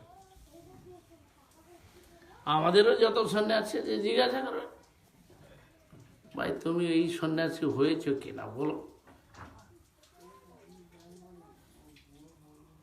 হতে পারবে না, তাই না? মানে আরো তো আছে, ওই যেরকম কোনো গৃহে প্রবেশ করতে পারবে না, থাকতে পারবে না রাত্রে। তাহলে নিয়াই পণ্ডিত করেছিলেন? হ্যাঁ, হয়েছিল কি এইটা? নিমাই হ্যাঁ। মহাপ্রভু, আরে মহাপ্রভু মাটিতে শয়ন করতেন। মানে উনি তাহলে এটাই করেছিলেন? এই সনাতন হ্যাঁ, গোস্বামী, সনাতন গোস্বামী উনিও এইভাবে উনি তো কেশব কাশ্মীরি সন্ন্যাস দিলেন, তাই না? আর মহাপ্রভু তিনি ভূমিতে শয়ন করতেন, একটা কোনো কাঁথার উপরে বা কোনো একটা লেপের উপরে যে শুবে তার শোয়েন নাই। জগদানন্দ পণ্ডিত একটা ওইরকম কাঁথা তৈরি করে এনেছিল। কলা গাছের হচ্ছে পাতা দিয়ে। না, প্রথমে একটা কাঁথা করে এনেছিল, মহাপ্রভু ওইটাও স্বীকার করলেন না। এই কারাটা কোনটাই? শেষকালে ওই কলা পাতার কলা ডাঁটা দিয়ে চাটাই তৈরি করে এনেছিল। হ্যাঁ, তো এমন এইরকম সন্ন্যাসী কত কঠোর, কত নিয়ম। আজকে কে সন্ন্যাস নেবে? ও হয়ে গেছে, সন্ন্যাস নেবে। শুনে যাও তো। এই জন্য ওই সন্ন্যাসী হতে পারবে না, মরে যাবে মানুষ। বলে 1000 বার ওই জলে উঠো আর নামো, ওই ডুব মারো 12 ঘন্টার মধ্যে, পারবে? সেই আর গরম কলে হলেও তো 100 বার ডুব দিয়ে আবার কি বলে, এই গোবরের মধ্যে 12 ঘন্টা দাঁড়িয়ে থাকতে হবে, গলা পর্যন্ত, তাই না? আমাদের যোগী মহারাজ আছে না, আমাদের যোগী যে দিল্লিতে আছে, যোগী মহারাজ ওরকম সন্ন্যাস নিয়েছিল। তাকে সে বলছে একদিন, বলে এত গরুর সেবা করছে, একদিন একটু দুধ খেতে চেয়েছিল। তো বলছে, বলে ঠিক আছে দাঁড়া, দুধ আনছে। বলে এইখানে দাঁড়াও, এখানে বসো, এক্ষুনি দুধ আনাচ্ছে। তো এখন দুধের বদলে কি করেছে, গোবর গুলিয়ে এনেছে গ্লাসে করে, 1 গ্লাস গোবর জল দিয়ে গুলিয়ে এনেছে, নিয়ে এনে গ্লাসটা দিয়েছে, বলে না এটা খাও।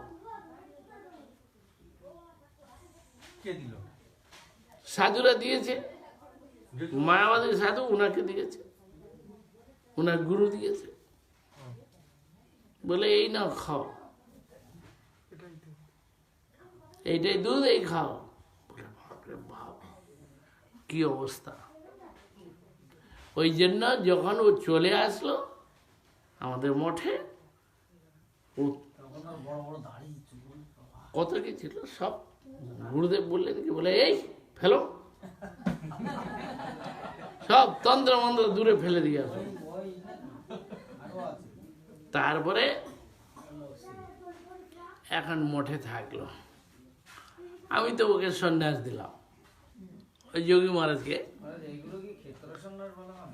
দিল্লি যোগী মহারাজকে সন্ন্যাস ওই দিলাম। সন্ন্যাসী তন্ত্র সাধকরা ছিল আগে হিমালয় পাহাড়ে ছিল, আমাদের তন্ত্র সাধনা করতো, তান্ত্রিক ছিল, কত কিছু। এই সন্ন্যাসটা হচ্ছে ক্ষেত্র তারপরে বলে দাঁড়া, আমাকে গরুর দুধ খেতে দেয় না, এক গ্লাস দুধের বদলে গোবর গুলিয়ে দিয়েছিল, আমি গরুর সেবা করব।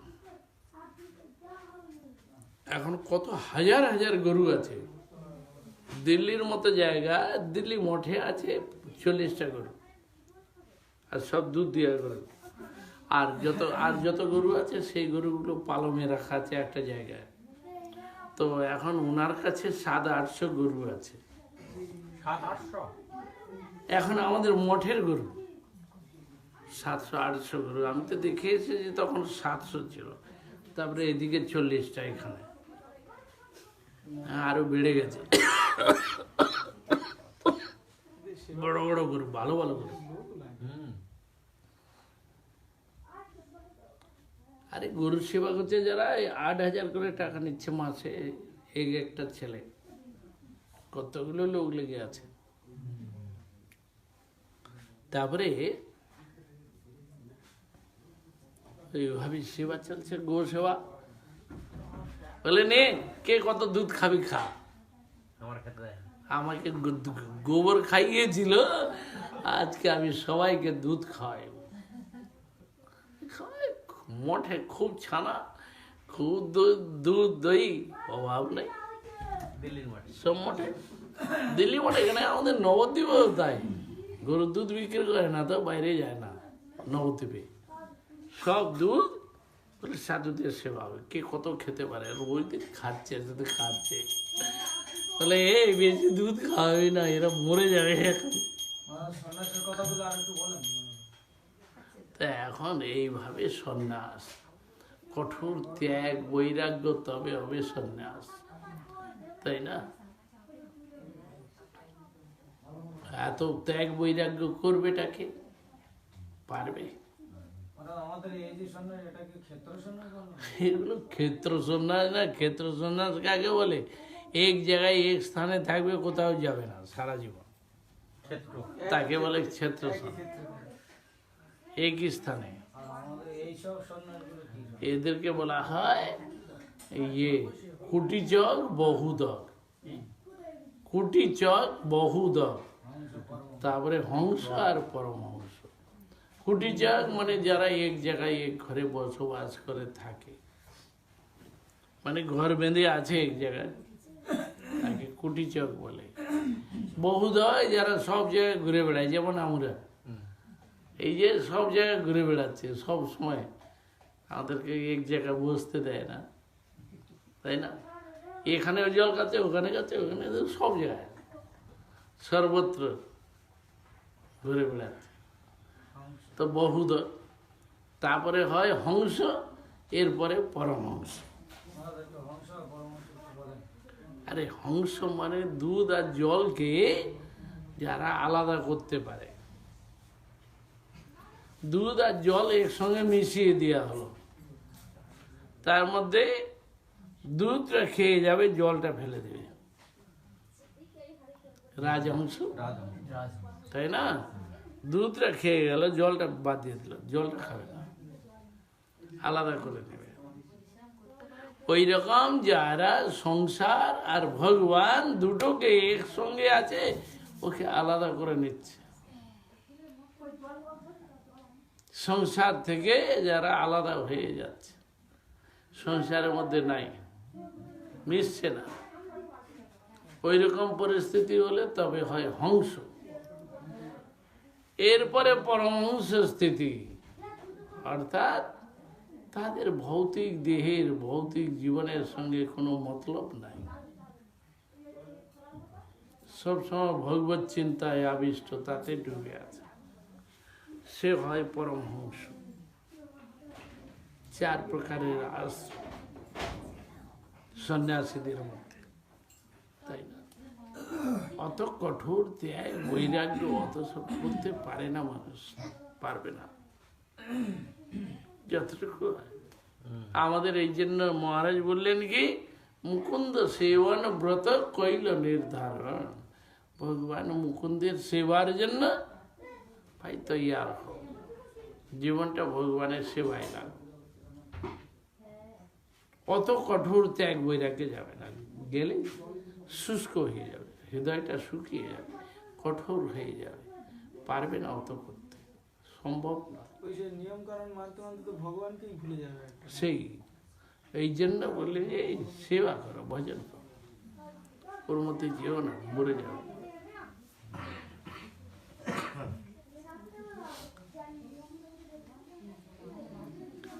আচ্ছা এখানেই থাক। কি কি বলছো? ও বলছো, আচ্ছা ওই ইশারা করছে, বলে এখানে রাখুন আর নয়। গৌর প্রেমানন্দে হরি হরি। কালকে প্রভুর বাড়ি হবে সন্ধ্যাবেলা, সকালবেলা শ্রীপতি।